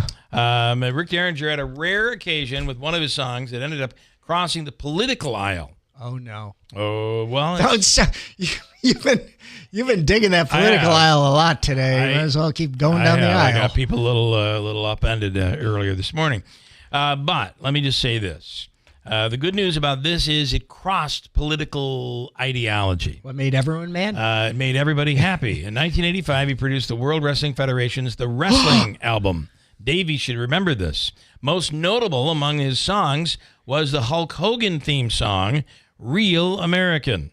And I think I can play just a little piece of it here. Wow. I am a real American. Oh, yeah, I remember this song. Remember this was Hulk Hogan's song. I remember when he come out, rip that shirt. Yeah, always would be pre-ripped. Davey, this song is from what? Hey. Hulk Hogan, Real American Hero from the WWE album. It would later be used when you come crashing down and it hurts inside. Please stop. God, it feels like reimagined Rick Derringer. It would later be used by, President Barack Obama in 2011 at the White House Correspondents' Dinner when he played this song after unveiling his birth certificate. Oh. Which Trump then just said, I don't believe it. I don't think it's real. Yeah, but Hulk Hogan spoke at the RNC, right? He did. So but interestingly, it was a campaign song used by Hillary Clinton and a campaign song frequently used on rallies, at rallies for Donald Trump. He used it as well. So works for all. I'm a real American. I'm a real American. I'm a real American. Let me go to. Speaking of being a real American, you cannot be a real American and not know that the Boxing Hall of Fame induction weekend is coming up. Not this weekend, but next weekend. And Ed Brophy is on the line. Ed, good morning. Good morning. Hello, Bill. Glad to be with you, especially around this time of the year. It is. And I might say, Ed, we go back a long, long way. It's good that we're both still here. That's pretty good. Yeah, it's been a long time. For the Hall of Fame, last year was the 35th anniversary, so this is number 36. Wow. It's been quite a long run and a lot of great things for Central New York and the sport of boxing, for sure. Listen, I don't want to – I know you've got some great boxing coming up and some great boxers to be inducted. But for some reason, there are some guys that find this non-boxer who's going to be playing a boxer, Sidney Sweeney, is taking all the limelight. I don't know why. What is that? Well, we announced our parade Grand Marshal about a month ago, and of course, Sidney Sweeney was named the Grand Marshal, and everybody's quite excited about that. She's coming out with a movie this year. Her connection to boxing is she's doing a movie on Christy Martin. So Christy Martin will be returning as a Hall of Famer this year. And, of course, Sydney Sweeney as the Grand Marshal. What a great tie-in that is. But her connection to boxing now, so it's our way to welcome her into the boxing family, to have her as the Parade Grand Marshal on Sunday, June 8th at 12 noon, right through Canastota. Sydney Sweeney will be leading the parade with all the great champions like Manny Pacquiao and all the greats of the sport of boxing. Normally, Davey will find a space to watch the parade, but he'll be jogging along with the front of the parade this time. Yeah. She is something of a she's Watch what you say. She is something, Ed. She is just something. Well, we've had some great grand marshals over the years, top grand marshals from the movie fields and actors, and so many different singers, Tony Orlando, Ryan O'Neal, you name them. But she's, an A-list actress, top of her game right now. Oh, yeah, she is. And very good at what she does, and everybody's been following her and looking forward to seeing her. Listen, it's not often you're able to get a grand marshal who goes out in the morning, you get a bagel, and there are like 20 cameras following her to the bagel shop. So that's who you're dealing with. It's a big deal. And then your inductees this year. It's a big year. Big year. Manny Pacquiao from the Philippines, big fan, boxing fan favorite, coming in. A lot of people coming in from all over the United States and, of course, the Philippines, and to honor Manny, to come into the Hall of Fame, to be entered into the Hall of Fame, to receive his Hall of Fame ring, to now be on the wall with the great legends of all the sport of boxing. But Vinny Pazienza, very popular, one of the inductees, and Michael Nunn. We have female boxers coming from Mexico, France, and elsewhere. It's going to be a great Hall of Fame weekend, big names, and, of course, then we've got returning Hall of Famers like Tito Trinidad, a great one. Michael Spinks, and all the legends of yesterday will be in Canastota for the Hall of Fame weekend. And the Hall of Fame weekend starts on a Thursday, a week from tomorrow. Yep. And it goes right through the Sunday, 5th through the 8th. And a lot of the activity is not just in Canastota, but at Turning Stone Casino, where a lot of action will be. The Friday night fights. It's a great night of boxing. All the champions will be at ringside. So encourage everybody to call Turning Stone. Get those tickets for the fights next Friday night. It's going to be a heavyweight championship, an IBF USBA heavyweight championship. Great fights, both male, females on the card. Always action-packed boxing, but all the champions there at Turning Stone. And then on Saturday night, our Banquet of Champions is at Turning Stone. And on Sunday, the induction ceremony. So Turning Stone is going to be buzzing right from Thursday through Sunday. If you want to see the celebrities, definitely stop by at Turning Stone, and then also the Hall of Fame grounds and the parade and all the action. Great opportunity for everybody in Central New York to enjoy the sport of boxing, see the stars at both Turning Stone Casino and at the Boxing Hall of Fame next weekend. We're excited about it. We have 150 volunteers finalizing all their meetings this coming Thursday night, tomorrow night, and they're ready. All the convertible cars are ready. Everybody's excited, and we're going to put on a big show for the sport of boxing and have the light shine in Canastota and at Turning Stone next weekend. That's awesome. Ed, I think it is just so fantastic with the Hall of Fame being so close to Turning Stone. It's just kind of a natural. It is a perfect partner. Symbiotic relationship for everybody. But I have a question for you, and it's not about boxing, but it's about hockey. Are you any relation to the Brophy that used to play hockey back in the old days against the Clinton Comets? I get that question, but I'm not. I'm not related. Oh, God. I do get that question. It's still stuck in my head that I remember being at the Clinton Arena, and he would come out. I think he was playing for Syracuse. I'm sure one of Bill's listeners knows. And I just would hear over and over again, Brophy, Brophy. Yeah. Oh, my God. But, I think I'm pretty sure I'm related to Sydney Sweeney. So if you can. I don't know. I also want to mention that on that fight card, Bryce Mills from Syracuse, Liverpool, he's a popular fighter, not just up and coming, a future champion, and he brings in a big crowd, and it's going to be exciting. So Bryce Mills from Liverpool will be on the card. He puts an action-packed fight together. He's like a Rocky Marciano, or a Jake LaMotta. He puts a big show on. So we're excited that he's on the card to make that fight night just an exciting one. And there is as you said, there's so much happening either there in Canastota or at the Turning Stone beginning next Thursday, lasting all the way through the Parade of Champions and the Hall of Induction on Sunday. So get out there to Canastota and the Turning Stone and take advantage. Yeah. Ed, as always, thank you and good luck. Yeah. Looking forward to seeing everybody Sunday at 12 o'clock, Sunday, June 8th, for the big parade for Sydney Sweeney. Come on down and get a chance to bring your cameras, bring your iPhones, bring everything, and take some great pictures of the convertible cars coming down, and Sydney Sweeney leading the parade through Canastota Sunday, June 8th at 12 noon. Nice. All right. Great job with us, Ed. Thank you. Okay, always good to be with you. All right. Good stuff. Ed Brophy. So there you go. Yeah. She is something of...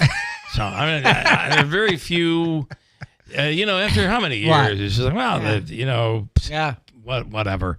Right, whatever. Right. But she is something. And I do not believe, what's really special, I think, about her, if I could just go on for another 25 minutes about her. She is, Pamela Anderson, to me, was, when she was on Tool Time. Yeah. She was the most beautiful woman in the country at the time. Yeah. And then... They can't leave well enough alone. And the plastic surgery and the implants and the craziness, it all just went way south. This, she is completely natural and no craziness. It's what is supposed to... God intended. Quite an intention by this God that we know. And I will be there. And not running around, not along the side of the car. No. You bringing Stefan? He hasn't asked me yet. But if he does, maybe. Oh. And I fell in love with Pamela Anderson when she was on Baywatch. Oh, yeah. But even before that, she was just she was such a natural beauty. And then I don't know what happens. They become insecure, and then who knows what? I don't know. Actually, you watch her documentary. She's been through an awful lot. Davey Johnson was manager of the New York Mets when they won in 1986. We are excited to bring him on the radio right now, ladies and gentlemen. The one, the only, Davey Johnson. Good morning, Coach. Well, hello, Bill. And yes, we did win the 1986 World Series. When are they going to win the whole darn thing over again? Well, maybe you got to come back. Back. Although I like where we are in Shake up soda in the managerial department right now. I like how we're going right now. You got to be happy with things right now, aren't you? Well, there was a confusing play in last night's game involving Juan Soto and Brandon Nimmo. The first inning of the game last night, Soto hit it to the center fielder. The center fielder trapped it. It looked like he may have caught it, but it was a trap. And Soto ran past Brandon Nimmo to second base and came back to first base, ran out of the baseline. Soto it was a confusing mess. Yeah. It was a mess. And so Nimmo here's was safe on first. They call it a trap. It wasn't a trap. I don't know why they kept calling it a trap. The ball hit the ground, and his glove was like 3 inches from the ball. Then he picked his glove up and picked the ball up. If that's a trap, okay, then it's a trap. But it looked like he caught the ball, and he sold it. So the White Sox outfielder sold it. And so now they're all confused. Nimmo actually got back to first base before Soto, which means Soto is out. And so Nimmo was safe. The funny thing is Nimmo should have been on third, and Soto should have been on second, but everybody was all confused. So, what is the answer to Juan Soto, Davey Johnson? Well, he needs to relax and start hitting the ball and producing. But over the weekend, he kind of helped out a little bit. He got on base against the Dodgers. He got on base by a walk. I forget how he got on base, but then he stole second and he produced a run. So he did something that is not in the box score. So he helped out a little bit over this past weekend. Well, listen, there's no doubt that he has had contributions. That is true. Yeah. But he is not there with that kind of money to walk and then steal a base and get a single here, single there. But at some point he's going to have to break out of this, and I'm assuming that he will. So let's just hope it comes soon. All right, Davy Johnson, great talking to you. Thank you so much. Well, thank you, Bill. All right, have a great day. Bye-bye. Goodbye now, Davy Johnson. Wow. Legendary. You bring them all in. I bring them all in. I don't mess around. Yeah. Coming up next time I talk to him, it's going to be Sydney Sweeney. I don't know. Let me tell you about a really cool website you can check out, herkimercountyny.gov. If you're wondering about things to do this weekend or any weekend, or if you have an event that's happening and you would like to promote it, you can do so on the website, herkimercountyny.gov. They promote everything that is Herkimer County. Some ideas, some things to do. Mohawk Valley Diamond Dogs opening night at Veterans Memorial Park is happening when? No, it's today. I believe it's today. May 20, what is today? 28th, yeah. It is their opening night at Veterans Memorial Park, one of the great fields for baseball. Ilion Food Truck Frenzy is every Wednesday night, and it gets underway starting tonight. You can check it all out in the village of Ilion. It's Herkimer County, where history, commerce, and beauty do collide. It is happening in Herkimer County. It all happens in Herkimer County. It all does. It does. Happen in Herkimer County. Coming up, just like Oneida County. We'll speak with the county executive of Oneida County. Yes. And Ryan Nobles has many questions for him. We all in do. regards to the current state of finances being handed down with a big, beautiful bill. What it's going to end up being. Beautiful. We really don't know, but we'll find out. Quick break right now. When it comes to the ones we love, their comfort and dignity matter most. That is why Hospice and Palliative Care is here for you. When you want your loved ones' wishes to be honored, when you want them to be comfortable, safe, and secure, and when you want them to be wherever they call home, Hospice and Palliative Care is the right choice. Our team of professional doctors, nurses, social workers, and bereavement counselors are dedicated to providing compassionate care every step of the way. At Hospice, your loved one is not alone, and neither are you. We are just a phone call away, ready to support you through this journey. Choose Hospice and Palliative Care, serving Oneida, Herkimer, and Eastern Madison County for the comfort and dignity your loved ones deserve. For more information, visit our website, hospicecareinc.org, or call us today at 315-735-6484. Hospice and Palliative Care, Middle Settlement Road, New Hartford, serving Oneida, Herkimer, and Eastern Madison counties. When you need us most. Are you sick of being just a number or doing a mindless job? Become a craftsman in a trade. Become an IBEW electrician. The IBEW and the Electrician Training Alliance will give you all the tools necessary at their state-of-the-art training facility. Earn as you learn. Paid training while you get your certification. What are you waiting for? Become an IBEW Local 43 electrician. Call or go online today to learn more. Find your career at IBEW and let the Electrician Training Alliance light up your future. Don't miss Clinton Tractor Spring Sales Event. We're giving you the best deals of the season on all of our inventory. Thousands of used and new equipment in stock, all in one location. Get 0% financing on new Ferris commercial mowers, Massey Ferguson, and New Holland equipment. And trailers and used equipment as low as 5.49%. Restrictions apply. We're giving you the best deals of the season. It's Clinton Tractor Spring Sales Event. We are the leader in service, Clinton Tractor. ClintonTractor.net. This is Joe Cordell of Cordell & Cordell. Cordell & Cordell is the largest family law firm in the country, with over 35 years of helping clients navigate divorce. That does give us certain advantages, for example, in focus and resources. But being big doesn't mean less personal or less local. Our attorneys live and work in your community, and as neighbors, they understand the challenges your families face. If you're a guy facing divorce, remember, Cordell & Cordell, a partner you can count on. 518-554-0000. 100 Great Oaks, Albany. Hi, this is Ray Durso of the Genesis Group.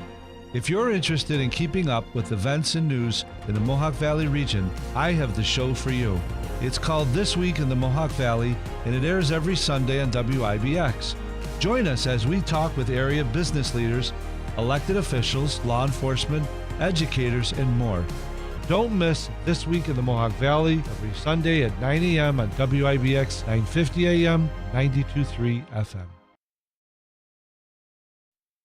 Mattress Express is proud to announce we have added Simmons Beauty Rest Black, Serta Eye Comfort, and Avocado, the big online brand, to our lineup in all of our stores. Go to mattressexpressny.com or call 1-800-NEW-BED.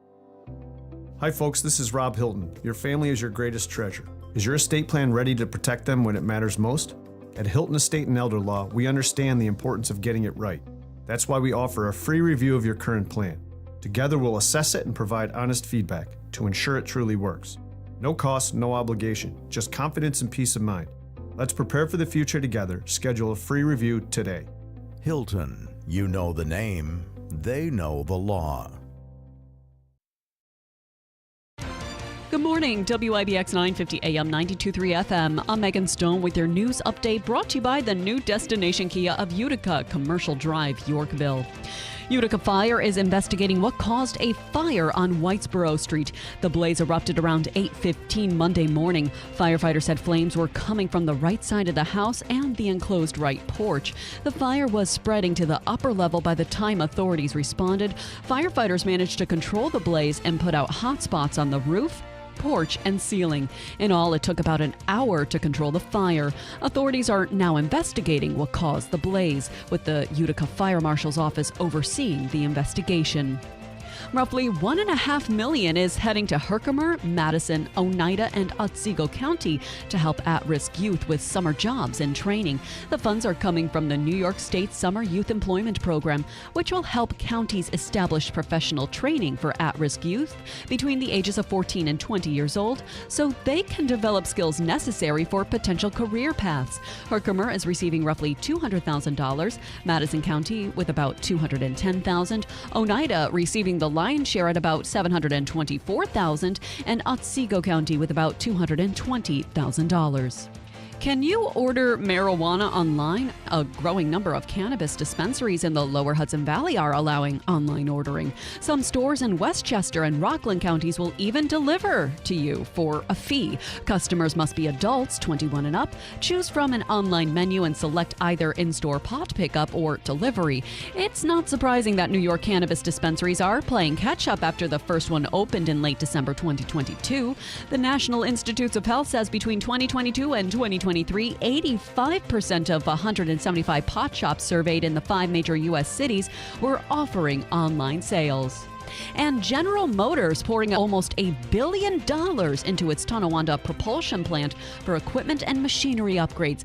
The $888 million investment will also cover renovations to the plant, plus continue to support almost 900 jobs there. Tonawanda town leadership is pleased with the automotive giant's investment and commitment to the region. The project will begin in July and end in 2027. Your Weather Center forecast is next. WIBX 950 AM 92.3 FM. I'm Megan Stone. A lot of overcast around, and we'll continue to see the shower threat go up. I really think the best chance is going to be as we head on through tonight and tomorrow. It's going to stay, I'd say, relatively cool. Clouds and maybe a shower this afternoon. This morning we should be in good shape. Wouldn't be shocked if we see some sunshine. 72 for today's high, 55 tonight with showers after midnight. Thursday, scattered showers, 65, chance of rain Friday. From the Weather Channel, meteorologist Ray Stajic on WIBX, 950 AM, 92.3 FM. We're your neighbors, friends, and your family. We care about our community, your business, and most important, you. We support charities like the United Way, McMahon Ryan Child Advocacy Center. We are the members of IBEW Local 43 and NECA Contractors. You don't just see our work, you live it. From the JMA Wireless Dome, hospitals, schools, and city buildings, the IBEW is part of the community. Central New York's future is bright, and the IBEW Local 43 and NECA will continue to help light, power, and grow Central New York. This is Joe Cordell of Cordell & Cordell. Cordell & Cordell is the largest family law firm in the country, with over 35 years of helping clients navigate divorce. That does give us certain advantages, for example, in focus and resources. But being big doesn't mean less personal or less local. Our attorneys live and work in your community, and as neighbors, they understand the challenges your families face. If you're a guy facing divorce, remember, Cordell & Cordell, a partner you can count on. 518-554-0000, 100 Great Oaks, Albany. This message comes from Viking, committed to exploring the world in comfort. Journey through the heart of Europe on an elegant Viking longship with thoughtful service, destination-focused dining, and cultural enrichment on board and on shore. With small ships that bring travelers closer to the destination, there's more time to explore. And every Viking voyage is all-inclusive, with no children and no casinos. Discover more at Viking.com. Hi, I'm Jim Bono, your guide to all things spring happening right here in Herkimer County. From scenic views in the beautiful Adirondacks to family fun, outdoor adventures, and the many festivals lighting up our towns and villages. There's something for everyone. Visit Herkimer County online at herkimercountyny.gov/events for a complete listing of spring happenings. Herkimer County, where history, commerce, and beauty collide. It's all happening here this season. Visit Herkimer County online and make your spring and summer unforgettable. WIBX. This is Keeler. WIBX 950 and 92.3 FM. Now back to the Keeler Show.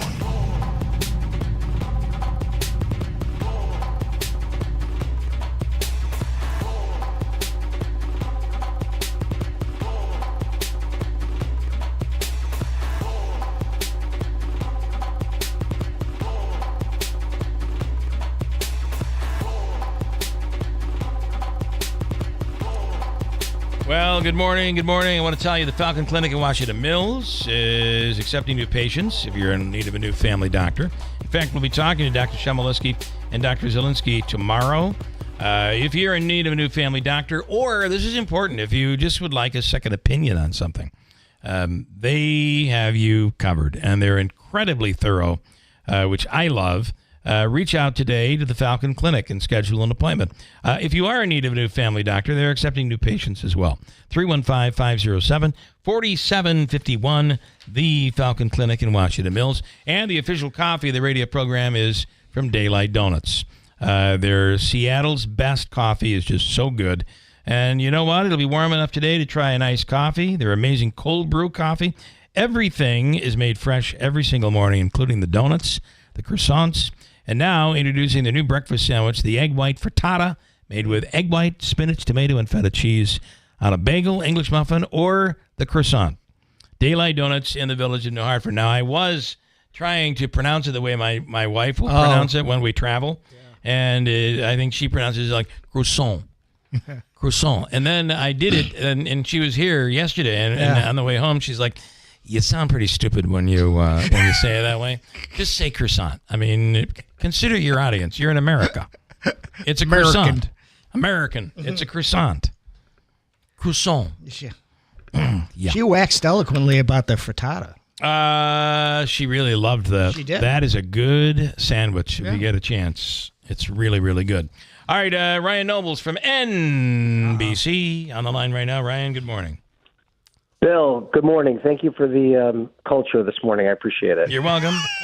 You're welcome. You know, you and I have enjoyed a Petri dish culture. A good buttery mouthwatering croissant from time to time, you know. Yeah, I can't believe it's nice enough there to have iced coffee because it's miserable and cold and raining here in the Washington, D.C. area. Well, let me say yesterday was Sunday. Was it Sunday? Monday was our first nice day. Yeah. And then yesterday was kind of nice, about 75. Today will be right around the same area, and then it's back to rain and cold. Yeah.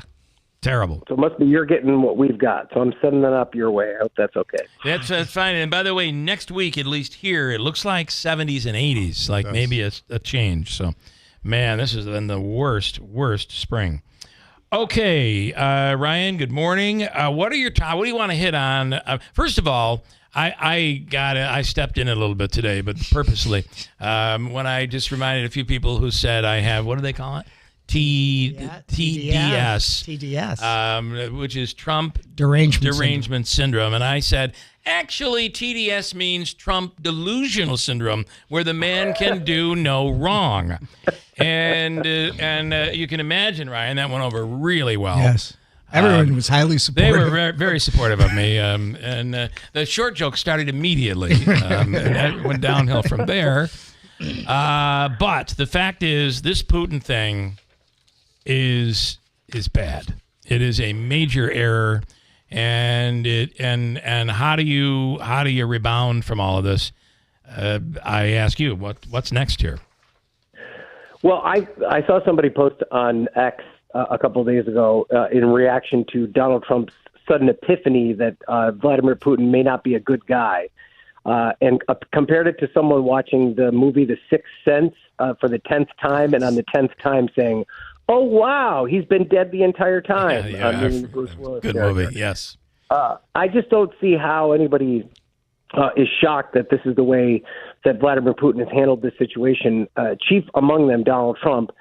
This is something that foreign leaders, American leaders, anybody who has paid any attention to the situation in Europe and Eastern Europe in particular have been aware of for generations know that Putin is a bad actor, that you cannot trust a single thing that he's going to do, and he is not going to be satisfied until he has complete and total control of Ukraine. He's not going to be satisfied with some deal that allows him to get some of their mineral rights and annex one or two slices of the country. There is no peace deal to be had with Vladimir Putin. He wants total and complete domination, and I think that Donald Trump thought that this was going to be a situation where they could go in there and wheel and deal, and he could, appeal to Putin's deal-making sensibilities. But I think that what Donald Trump is learning is that he and Vladimir Putin are not the same person, and that this isn't working out the way he thought it was going to. Well, hopefully what happens from this is that he relies on his intel. I mean, those are the people that have been discounted for these two terms. Or this. Well, why this would current... you think that he would do that, though, Bill? He's completely gutted the entire National Security Council. They fired somewhere in the range of 100 people whose responsibility is to provide him that information. He's put people like Tulsi Gabbard in as the director of national intelligence, who has been a sympathizer of Putin, who met with Bashar al-Assad in Syria at the height of that civil war. There's a lot of evidence that the intel community, as it currently exists, can get to Donald Trump the type of information that he would need to make those type of decisions. So, well, that's why you have rest your hope on that. I guess that's why you have Republicans who are now retired coming out and saying it's up to the Republican Congress to step in and make sure we handle these situations, especially with Ukraine, properly, and with Russia. So it's going to be interesting to see where we go from here. But clearly Putin is taunting him and is not at all, at least coming off as somebody who's worried about the strength of America. The big, beautiful bill, talking about stepping in it, Elon Musk yesterday, he took the step. He is criticizing the bill, saying it can't be big and beautiful. It's either big or beautiful, and he says it's too big. I expect him to receive some comments from the president today. Will he, though? I mean, Donald Trump has never really been that critical of Elon Musk. He's not. Always kept him, and I don't know.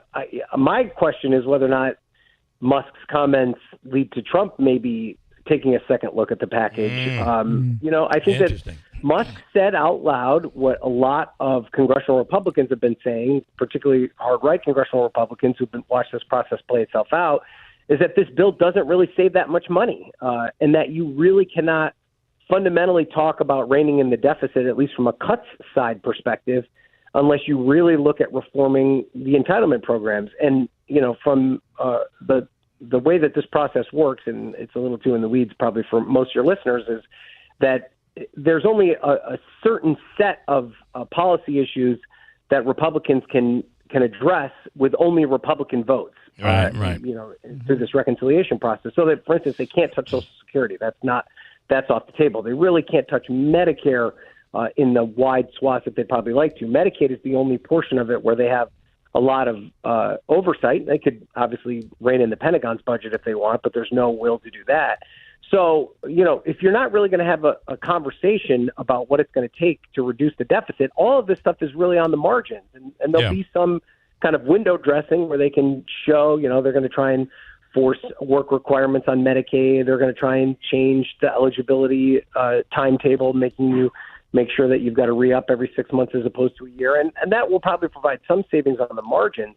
But it's not the kind of generational change that a lot of these Republicans and that Elon Musk specifically pushed for, that Elon Musk put hundreds of millions of dollars of his own money into to try and change course. And so, the Senate's got the ball in their hands right now, and you've seen some senators, Ron Johnson in particular, who said it just does not going to fly. I can't vote for it. So I want to bring in the county executive, Anthony Pisani, as you requested last week. And I'm going to basically, listen, I'm going to turn this over to you and let you interview the county executive. So.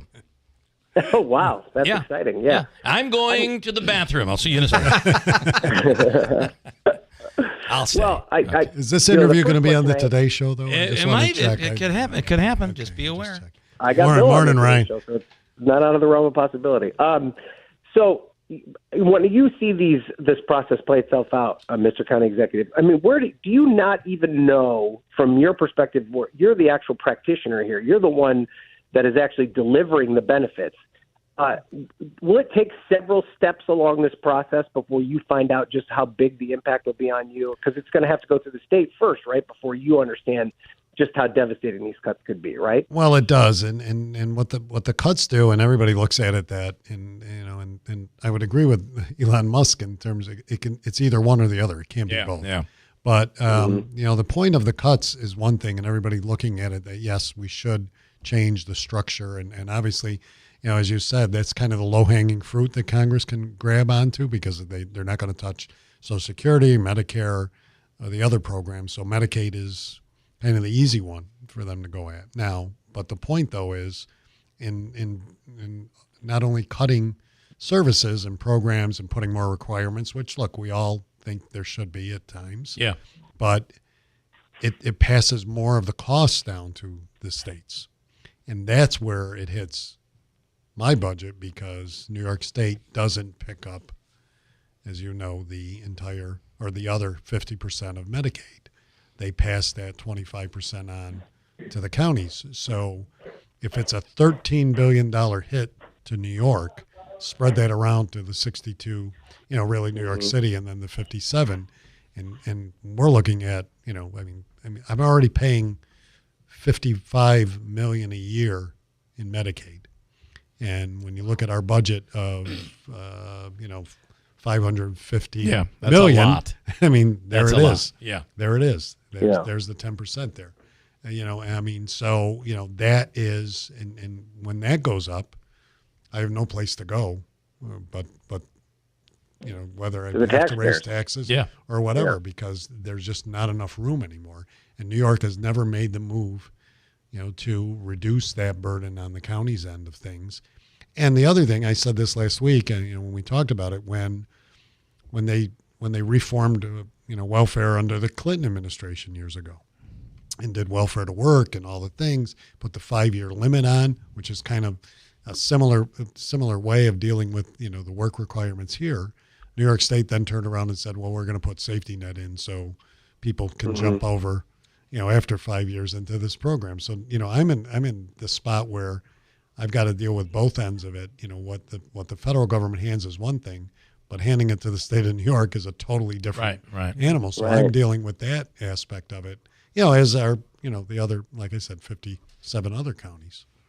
But I think it sounds easy, and people hear about this and they think, well, there's a bunch of people that are just kind of sucking off the system, and that they, they're not doing what they need to do to take care of themselves, and so taxpayers are taking care of them.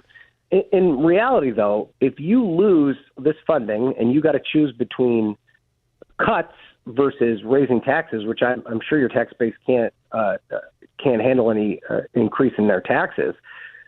What's the real world impact of that, though? I mean, there's going to be people that are left behind, right?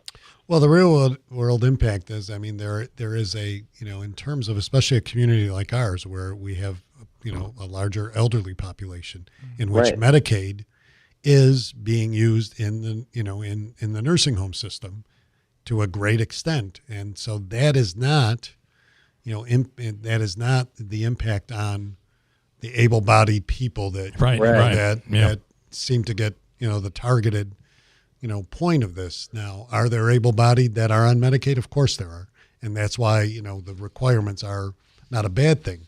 But the bulk of this still goes to the elderly and others who are not covered by who Medicare is secondary, or just doesn't have enough to pay in those nursing homes. And that's where when you add that cost, we're picking that up. We're still picking that up. We're not, the counties are not differentiated in, okay, we're only going to deal with this one part of the Medicaid population. We're not just dealing with you got to deal with the whole thing. The public assistance side. We're dealing with all of it. So our share of costs go all the way across. When a member of Congress says we're going to force able-bodied people to be back on the rolls, that's kind of just a way of saying we're going to cut this much, and then it's the responsibility of the counties basically to figure out, you're going to get less funding than you once got before, and you have to differentiate between who's able-bodied and who's not. I mean, it sounds good in principle, but the actual application of it, I would imagine, is way more difficult than they would make you think. But the able-bodied piece still goes to all levels. I mean, it doesn't just go to the Medicaid piece. It does go to people that are on SNAP, people that are on public assistance, which, again, when you have a state like New York that leaves, the open, excess of years to do that and not put those requirements, who knows what we had looked like if we had stopped in the 5-year cycle, of what those costs would be. But then that adds to once you do one on public assistance, you do SNAP, which is, for those who don't know, it's kind of the food stamp program that got changed. Right. Food stamp, and then, we used to call it. And then, you used to call it, and then into Medicaid. So you're really doing all three in some of these cases, and that's where that's where the rubber hits the road. We can add complications to it. You have people who have mental issues that are caught up in this. That are caught up in that Medicaid is the only solution. And they can't handle a full-time job. The other part is how many of these people have children who are going to have to be taken care of. I mean, this is a complicated, it's not a snap your fingers.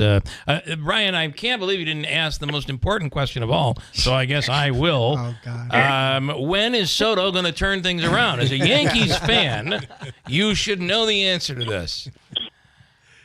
Oh, you want me to answer that? Yeah, I thought it was Ryan. As a Yankee fan, that's right. I don't know. I mean, I got to tell you, I would have thought by now he would have. I mean, it's 2 months. It's 2 months. Brian, you answer. The Yankee fan to answer this. Soto's not his problem anymore. I think that the Soto situation is very similar to Lindor. If you remember, Lindor had a very look at him now. Start. Yeah, look at him now. But I'll argue that because Lindor didn't. But Soto played in New York last year. Shouldn't be a problem for him. It's not just the playing in New York. I think it's the weight of that contract. Yeah. And it is. It is. He's over. He's doing everything hard. He's second guessing every move. Everything now, and it's compounded now. Now it's just But he's lucky they're winning. I'd flip the lineup a little bit if I were them because I think that pressure is on them. They've already done that, but I think they got to move him to third. Yeah, but I think I don't know that does. Well, I'm going to say this: when he does explode, it's going to be post All-Star break, right when the Mets make that final run. We go all the way, and we'll all forget about it. So. All right, Ryan, go Mets. Have a wonderful rest of the week. Always great to talk to you guys. Always great to connect with the county executive. I appreciate it. Thanks guys. Ryan. Good talking. So much. Thank you. Take care. All right.